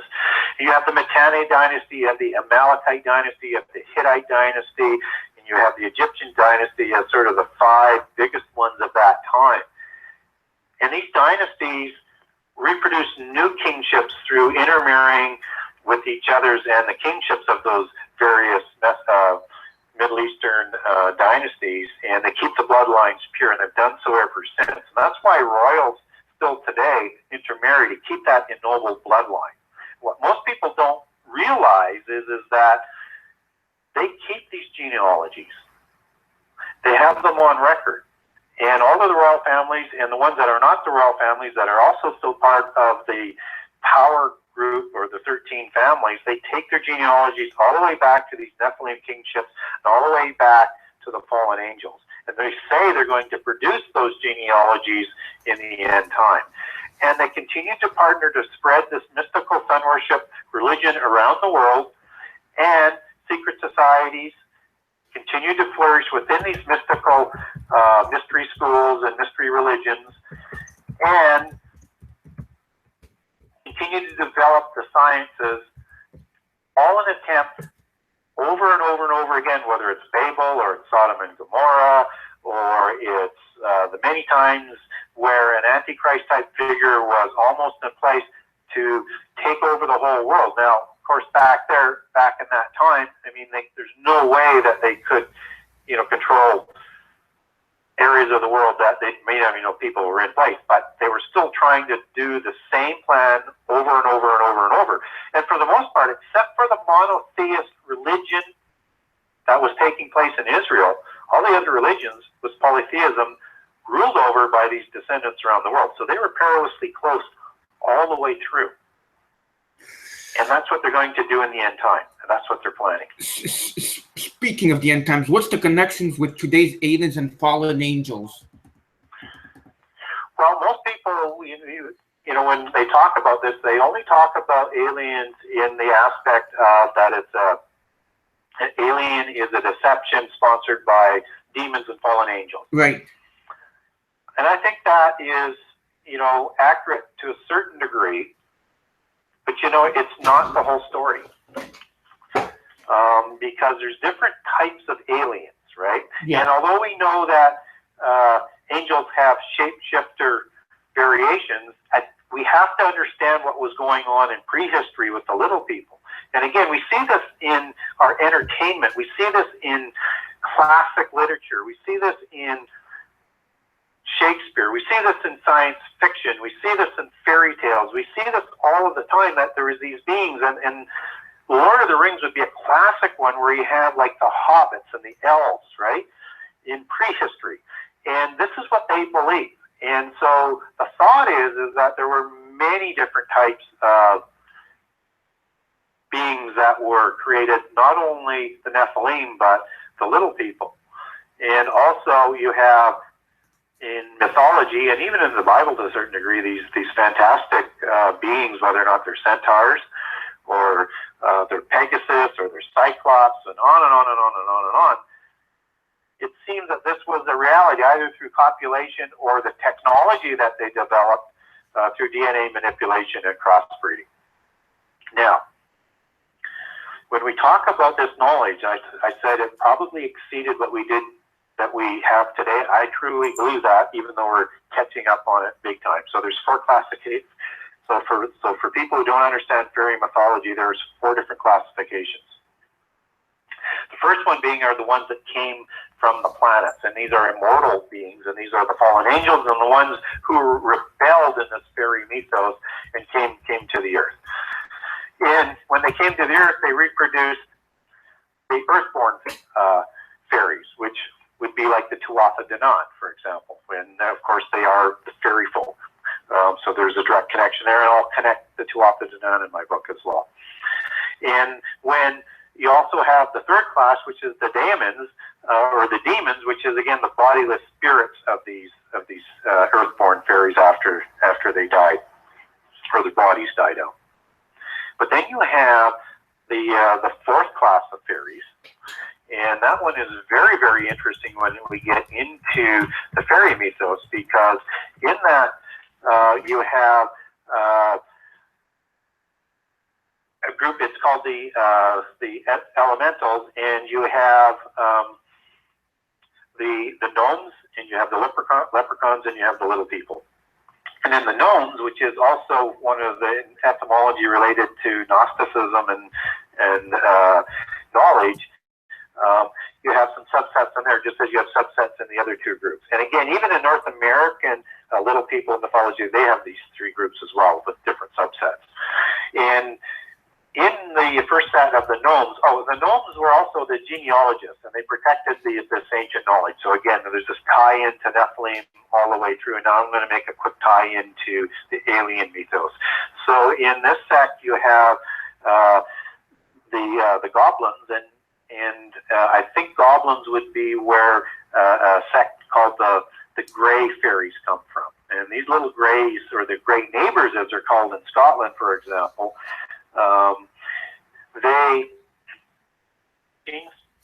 they have great technology. They kidnap people for a fortnight, then they return them. They do scientific experimentation on them. There's all this sort of ideology that they're trying to reignite their DNA or their bloodline so that they can continue to reproduce. The people go back, they don't have any memory. And I put one of these fairy abductions in my book, and if you're reading it and you didn't know it was a fairy abduction, you're going to think it's a gray alien. And it's part of the gray alien mythos. And when we talked about, as other types of beings, when we talked about the seraphs and the seraphims and the viper-looking beings, then you have, and again, this is right out of alien mythos, and I don't have anything scripturally set this up, but you have the lizard people, or the reptilians. And you have all these other different types of beings, whether or not they're large and they're furry beings, just as you have these beings represented in science fiction. They are all echoing the beings that were part of prehistory and perhaps somehow survived the flood. And these flying beings, these flying ships seem to come out of the shades or the portals or through water, either in alien mythology or in fairy mythology. So I think you've got all of this working for a great deception and a great delusion, and one of those things that are going to happen as they come out to introduce us as being part of the galactic species who need to fight for our freedom against the oppressive God of the Bible, they're going to come out, and when we find that we are not alone in the universe, and again, this is really expressed in science fiction, all of a sudden you have everybody coming together and we have this world government. So it's part of that whole brainwashing and preparation for the end time. Do you believe that there's military bases like the Dulce base in Area 51 that are that's an alien base, and they're working on making alien and human hybrids like the black-eyed kids? Well, there's certainly a lot of speculation on that. Not a lot of hard evidence on that. I think when you understand that, the people who run our governments,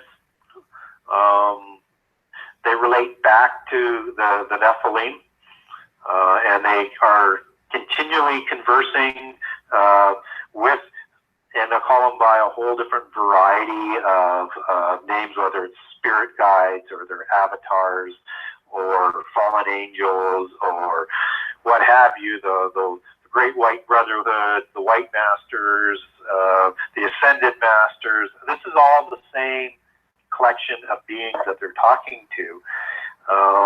And so I think when you make those connections that they're working together, they are doing things that would be probably similar to what happened in the days of Noah, because that's what Jesus told us that the end time would look like.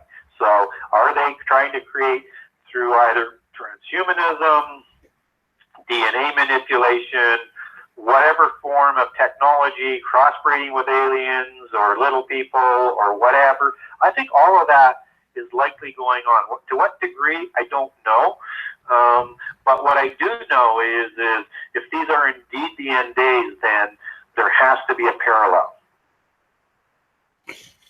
Yeah, definitely there has to be a parallel between aliens and fallen angels. Now, before they fell from heaven, weren't the angels beautiful, and Satan also? And once they fell, they became like lizard people, lizard, reptilian, serpent people. Well, there's nothing scripturally to say that when they're in this realm they have to be a lizard-like person. Certainly they did take that form in. Because let's face it, if we look at what happened in prehistory, we were ruled and governed by the Watchers, and depending on which source that you're looking at, there was either 4 empires or 7, or if you look at some a popular TV show today, maybe 9. But 4 to 7 is more the common denominator, and these were the 7 realms and the 7 holy mountains around the world, which is another constitutive part of occultism. And I just want to mention as well to the audience that even though I dig into other sources, I measure everything against the Bible. So I'm not buying into what they're necessarily buying into what they believe or say, but what's important to know is this is what they believe, and it's what they're doing with that information that is really important, that we have to be careful with from a Christian perspective. And so if we look at these Seraphim Watchers, they had the face of a viper. They looked like a reptilian, and the people they produced were reptilians, right? Right. So it makes sense that, and they're depicted as reptilians or snakes or vipers or dragons, whether or not it's in ancient Quiché Maya ancestry, whether it's the Toltecs and before, whether or not it's the Anunnaki in Sumeria, or even in Greek mythology, they're portrayed as in a lot of the imagery, not all of it, but a lot of the imagery, they have this serpent-type look as well. I think that certainly the fallen angels, they probably present themselves more in that seraphic form than not, although I think they still probably have shape-shifting characteristics, but that's just my opinion. So what are all these alien abductions about? Well, there's a lot of different variations as to why they're doing it. One is that they're, from the ancient alien sort of theology, is that they believe that they're here to help us evolve to the next level and to guide us, which again is straight Eastern mysticism and Gnosticism, that they're going to try and help us evolve into God.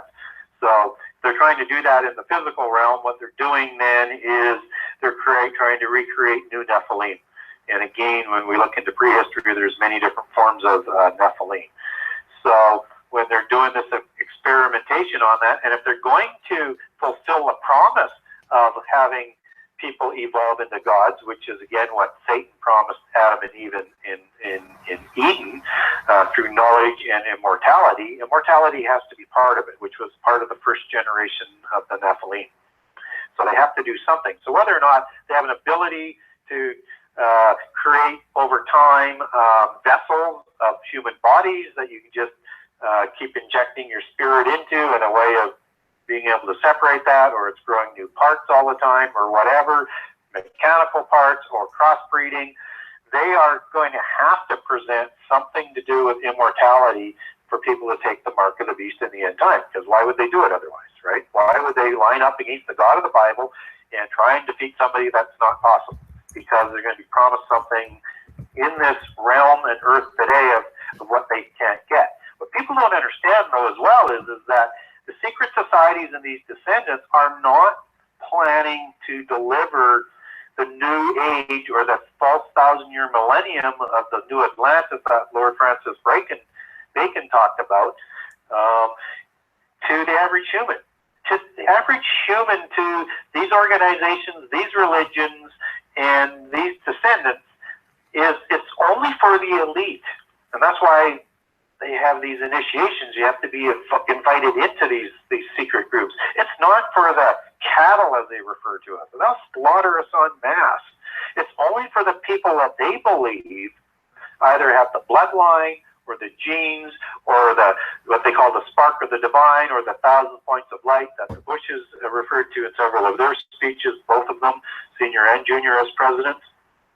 This is what they're talking about. The New World, what they want to bring about, fight for, doesn't include humans, and if it does, it's only as slaves, just as the blackheads were slaves for the Anunnaki and the Nephilim in Sumerian mythology. That's all we're good for.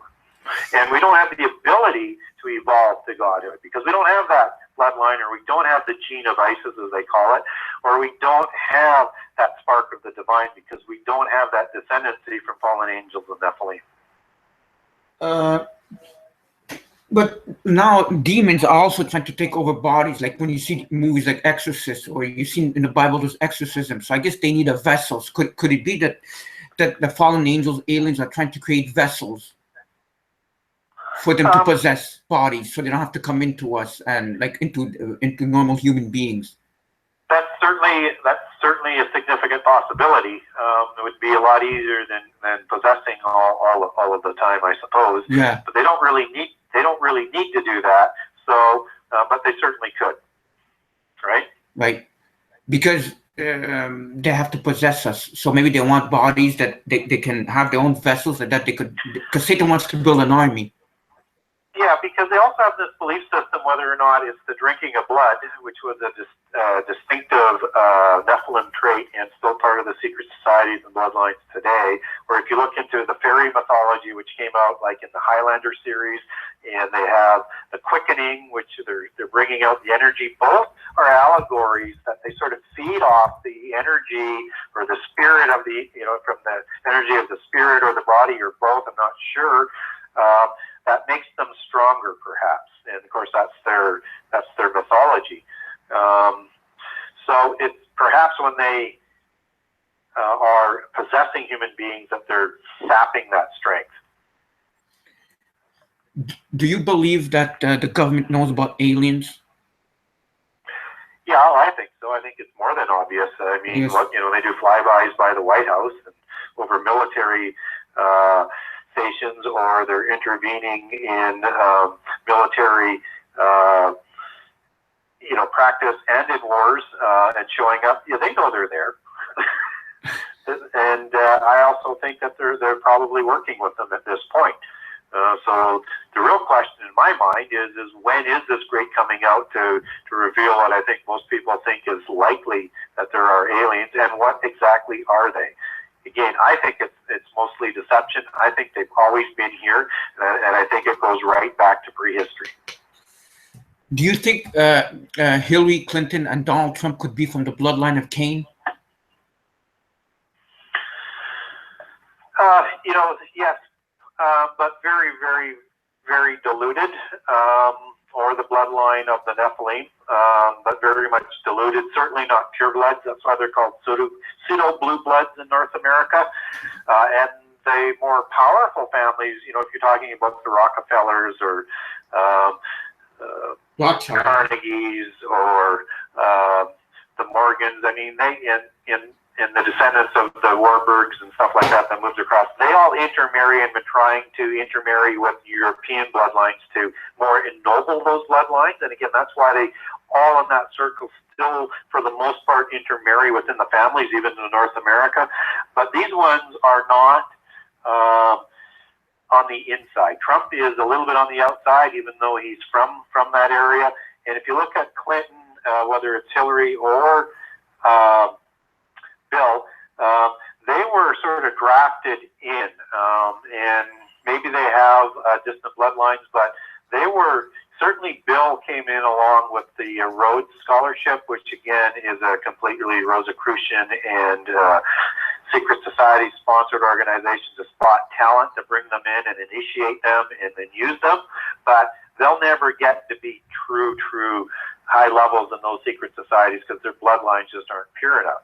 You have to understand that Freemasonry, even though they're going to be initiated to the 33rd degree in the Scottish Rite or the 3rd degree in the York Rite and become adepts, this is just a recruiting platform for the higher level of secret society. So once you become illuminated at the adept level, now you become Illuminati. And then you're permitted to learn even more and go into, using the York Rite for an easier, simpler sake, you go into the 4th level and then the 5th level and higher. And the more you learn and the more pure your bloodlines are, you're going to move up into the Rosicrucians. And the Rosicrucians will have pure bloodlines represented, probably about half of it in that level of organization with some of these lower level bloodlines underneath. But you're likely not going to be into the Rosicrucians unless you've got some sort of a noble blood. And the Rosicrucians, they will answer to, even further up. So, and underneath the Rosicrucians will control a whole bunch of other groups.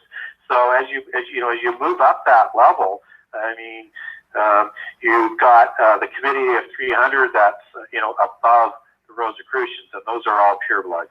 And then they answer to the Grand Druid Council, who answers to the Council of 33, which is all direct 13 family members. So you can see sort of how that works. So yes, they'll go to the Bohemian, lower level of secret society so that they could be blessed to be the president of the United States, but they aren't the true power. They're just being used in their puppets.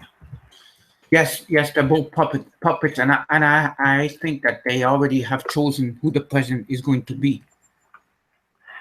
Well, they're certainly trying to do that. So, but at the same time, I think they've got. I mean, probably a lot of people want to hear it, but we'll have to see what Mr. Trump does. But he could be just the same as Hillary. I mean, certainly the Bushes were no better for us than a Democrat in terms of doing, left-wing foreign policy and left-wing movements towards the New World Order, and they had more progressive ideas in their ideology than they did have conservative ideas. So, it's a real interesting choice. Or maybe Trump is being used by God in a way that we don't understand today, and he's actually going to shake things up because he knows from the inside how to do it. I'm going to wait and see what happens with that, but I'm not convinced they're a whole lot different at this point. But I'll keep the door open that maybe God will say it's not quite yet time for this to move as rapidly as it seems to be moving. But you've seen, I'm sure you've heard about that Hillary Clinton has been ill and everything, and she shakes and everything. There's even some speculation that she died and have a clone in there for her. What's your thoughts on this? Could it be an alien clone? Well, if indeed all of that happened, and I don't know that it did, yeah, I suppose that's entirely possible. But if that was possible and they did do it, I'm not sure why they would do that. Well, they're going to control the presidency anyway, right? Right. Unless Donald Trump can be really controlled, and they'd rather have Hillary because there was evidence. Yes. Well, I believe that. Yeah. So there was evidence that they had chosen Hillary to be president, and if she's sick, really sick, and can't really make it, and whatever, and she actually died or whatever, maybe they're going to have a clone or something along the lines to take her, because I saw the debate 2 days ago, and she looked fine to me. She didn't look ill or anything, and I was looking, and she seemed like not this, seemed okay. It didn't seem like she had any problems. So I find it very peculiar. Well, I think we're very quickly approaching, that level of technology, and certainly the aliens, I think, have it. So if that is the case, it may be done. But again, I'm not sure why they would actually have to do that, other than they're afraid that she's going to die before she got the presidency. But exactly, that's for sure. I mean, we don't know what simply these people have in what they have up their sleeve, but they're definitely evil. Do you think the royals are they could actually be non-humans, lizard people? Well, again, that's a mythology that certainly is out there, and so the question gets to be is if the fallen angels had the ability to shapeshift in this realm, and they did pass on in the original Nephilim an immortal spirit, and the ability to be larger and greater, and what other attributes were passed on, because we're only told that just how long that physical body was going to live was limited to 120 years, right? So if the fallen angels had changeling qualities, was that passed on? That would be the only way that this whole reptilian sort of shape-shifting thing could be possible.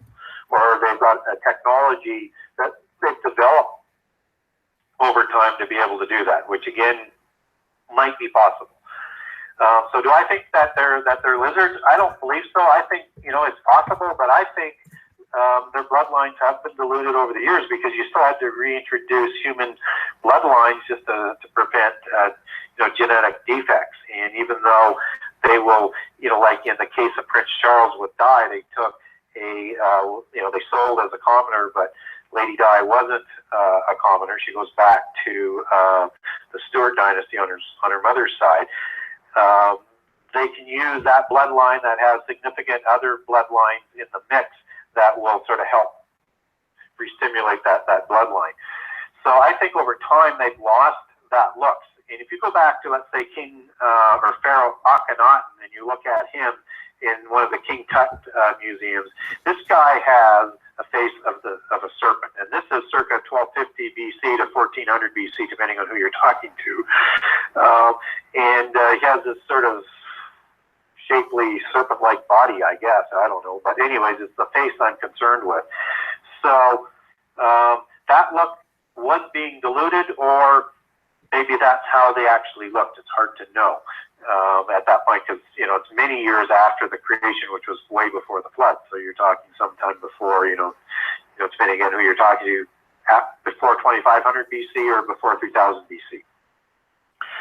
So I think the bloodlines have been diluted, even though they've tried to keep them as noble as they can, and they have the genealogy so that they say they do. So I'm more on the line that they're more or less just the descendants, and they're more human than not in terms of how they look. Yeah, perfect. Can you tell us a bit before we end the show about the final pope? Who is he? Is it Pope Francis? And can you get it? Are you able to talk about the final pope, the prophecies of the pope? Yeah. And just one more quick connection back to dragons and serpents is that Vlad the Impaler was the basis for Dracula. It was written on by Bram Stoker, and Dracula stands for son of a dragon, and he was initiated into the Ordo Draconis in around the 1400s, because 1408 was Draconi Rod was formed on the Order of the Dragon to keep the Dragon Kingships in play. And where I'm going with this, and just quickly so I can move on to Pope Francis, is that Prince Charles says, and understand that the Windsors come from Germany originally as the Hanovers, and Prince Charles is on record, and I have it on my timeline, where he says he goes back and is a descendant of Vlad the Impaler. So again, keeping that whole serpent dragon thing sort of alive, right? Right.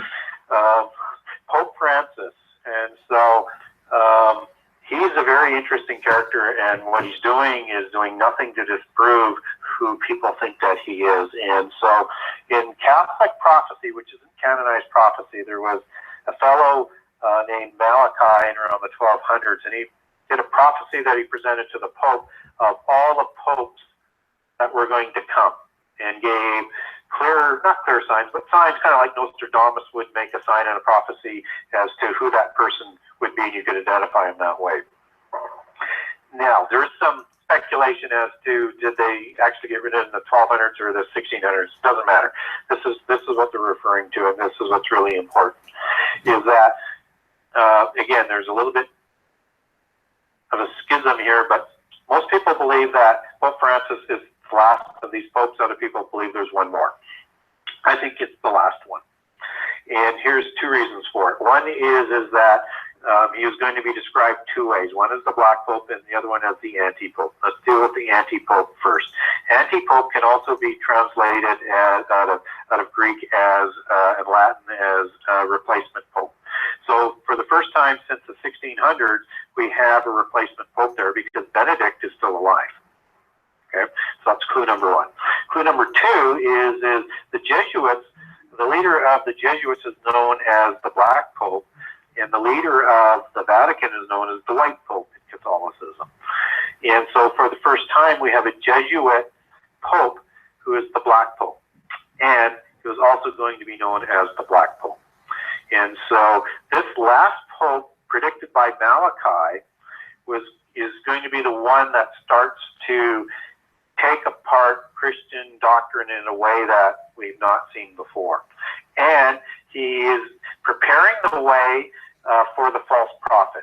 And he is the one to start working with governments and business and form relationships to help bring the world together for the New World Order, because there has to be universal religion in the end time, and there has to be a New World Order, and they're two distinctive groups, and most people kind of mesh them together, but they're not. And so the universal religion, I believe, is going to come out of Catholicism, and it's going to be helped by the prophets that are going to come out of Medjugorje.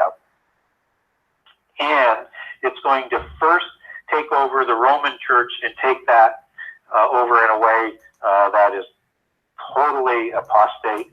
And the Gnostics that have been in Catholicism and in the rest of the churches who represent the allegorical interpretation and the inaccuracy of the Bible and on and on and on, which is Gnosticism, and have been working Christianity, are there to bring down Christianity as we know it, but not lose it and reform it, because the end-time religion is going to be the religion that has two horns like a lamb but speaks like a dragon. And that's why the dragon and the serpent allegory is really, really important for people to understand. Now, what he has to do is bring, first of all of the Christian religions together, which he's doing, and he's also doing outreach, just as they are doing in Israel as we speak today, to all the other religions of the world. And he is continually working at that. So he's starting to fulfill what Malachi would say as his prophetic role. Now, when we talk about what's going to happen is it's going to take cataclysms to bring about the New World Order, world government, and the universal religion. It's going to take this alien thing coming out full-blown, or wars, or financial collapse, or environmental disasters to drive the world together, not only one into world government and then two into one religion. So there has to be a religious aspect of this, of cataclysm and prophetic catastrophes. And what they're going to do is they're going to come out and they are going to tell everybody, if you don't unite under one government, one world, one word, one religion, this disaster is going to happen. And the prophets, as they were initiated under the Mary cult in Medjugorje, and they are now adults, these three, they're going to come out with 10 warnings to the world, with ever increasing and escalating prophecies of doom to convert to the true religion, one religion, or be wiped from the face of the earth. This is what happened at Babel. This is the language of Babel, and why you have to understand that the days of Noah also included the 300 years afterwards in Babel. This is the Babylon religion. And it's going to start on the 7 hills, which is Rome. And I know people say there's other cities around the world that have 7 hills. None of consequence. That's just misinformation. And you can also go translate Babylon. And if you take that back in Greek using Strong's dictionary, it's an allegorical word for Rome. And also out of the occultic and the Pesher group, or out of the occultic and the Essene group and the Gnostic group, you have the Essenes who were Gnostics as well. They were part of the 3 sects of Israel of that time, of the time of Jesus, the Pharisees, the Sadducees, and the Essenes. But the Gnostics were polytheists. And they wrote in a way, just as the people who were writing the New Testament, of the apostles and the writers of the New Testament, people like Paul, they wrote in Pesher. And that code that is a word for code. And they use Babylon as Pesher for Rome. So I think Rome is the city, which Revelation says it is, and the Old Testament says it is. It's also the world religion, and it will control all of the business in the world, because as it imposes and it helps negotiate this world government, it's going to take a tribute on every transaction, like a value-added tax. And it's going to become very, very wealthy. And it's going to assign a relatively unknown person to negotiate this world deal that will also secure Israel in the covenant. And they're going to bring together the world into 10 groups of nations, 10 empires, 10 economic zones, 10 spheres of influence. And the person who negotiates this successfully is the rising Antichrist, who will destroy Babylon at the midpoint of the last 7 years. Now, why 10? 10 for 2 reasons. One is that's what Revelation predicts, and also Daniel predicts these 10 empires, but it is also the new Atlantis from the occultic side, from the polytheist side, because they are doing exactly what we are told in prophecy that they're going to do. And in the antediluvian epoch, Atlantis actually had 10 empires. There's 10 nations to its empire, and was known as the helm of world government in their belief system. And that's why they like to call it recreating the new Atlantis. So in the late 60s and in the early 70s, a very, very powerful organization was created called the Club of Rome, which your audience is probably aware of. Yes. And out of that, they came up with ideas to cattle herd people into world government. Ideas like environmentalism, ideas like global warming, overpopulation, peak oil, things like that, that would transcend borders and help bring down borders so they could bring about world government, because their whole goal is to bring about world government, but separated into 10 pre-designed economic zones or trading blocks. And they've been working at that ever since. So, coming back to Pope Francis, he's the one that has to happen first as this anti-pope to bring about the false prophet who's going to bring about the Antichrist. So he has a lot to do in a very short period of time. And we don't know if he'll do it, but, so it looks like he could be the false prophet or the final pope, but I guess time will tell. Yeah, and there's a lot of different feelings on that. Some people think he's the Antichrist. My sense is he's neither false prophet nor, he is a false prophet, perhaps, but he's not the false prophet, and he's not Antichrist. Well, it's been an amazing show. In closing, is there anything you would like to tell our viewers, Gary?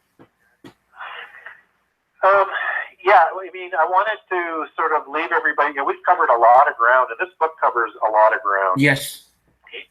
And, there's 98 chapters, so it's a long book. So I want to tell people a little bit about it just quickly, is that even though it's a long book, I wrote it in chapters that are 6 to 8 pages long on average, and each chapter is a story within a larger story, and it leads into the next chapter or the next story. It keeps coming up as the book unfolds.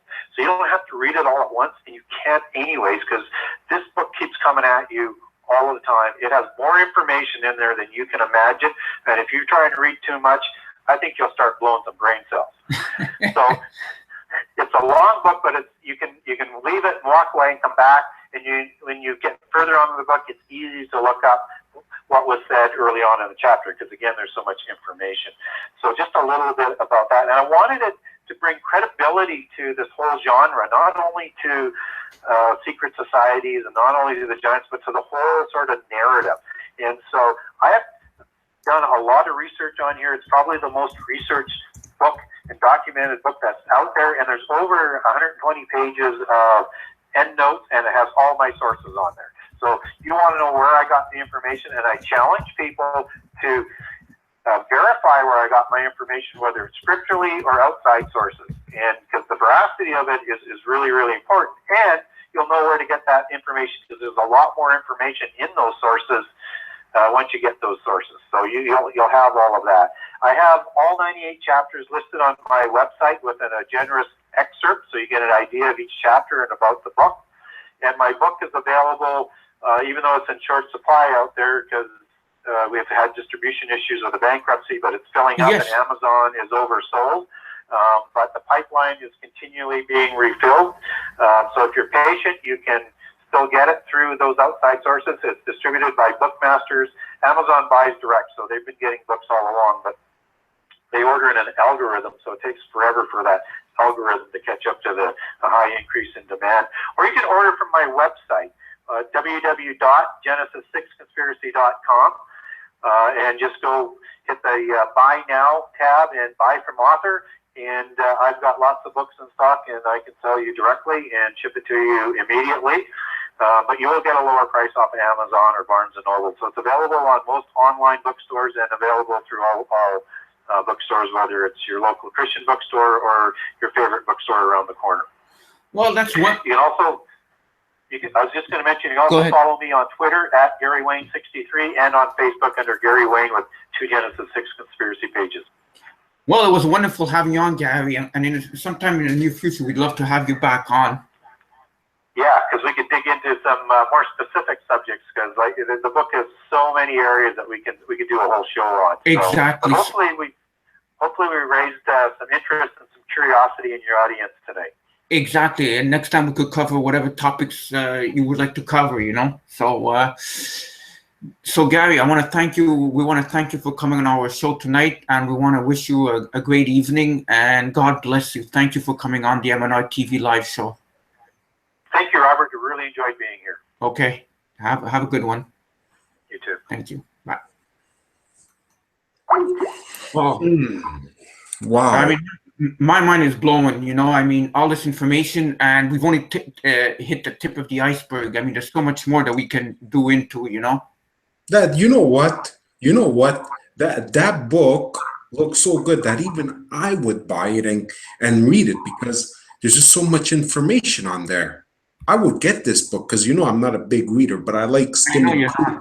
I like skimming through, and I like books like that you can go in and skim through and get into knowing what you gotta know, because that book has it all. It's like, wow, it's like this is in my backyard kind of a thing, But I tried to get the book on Amazon a couple in the summertime, and it was that's why I didn't get it, because it was like sold out. You had to wait. And you know how I am. I want to get the book right away, so I said, forget it. But I'd have to check and see what can happen if we can actually get this book again. You think we can go to what is it? Those bookstores we go to, Indigo, and get it there. Yeah, we could go there and ask them. I mean, we'd have to look on the website right now and see, you know what I mean? And then we could go ask, because I'd be interested in getting this book. I mean, I think it's 600 pages or something from what I remember. Yeah, but you're not going to read it. You're not going to read it from cover to cover, like he said. I did read the David Icke book, 930 pages. It took me a couple of months, but I did. But, books like this, I love it because it's going to take so long to read, and you read slowly. You can't read all at once. You know what I mean? It takes time to get into it. You want to learn. You just don't want to skim through it, But Gary was a wonderful guest tonight, and we definitely want to have him back on. And we'll be back next week with another great show, God willing. So thank you very much, guys, for coming on the show. We love you. And we'll see you very soon. Yes. Thank you all for watching, because without you, we'd be talking to ourselves, and we like having you. we'll be back next week, God hoping and willing, which he will hope and will, because he's God and nothing can stop him. That's right. All right. So have a good night, folks. And share the show. This will be on YouTube, this show. Share, comment, and like. All right. So have a good one. Good night. Bye.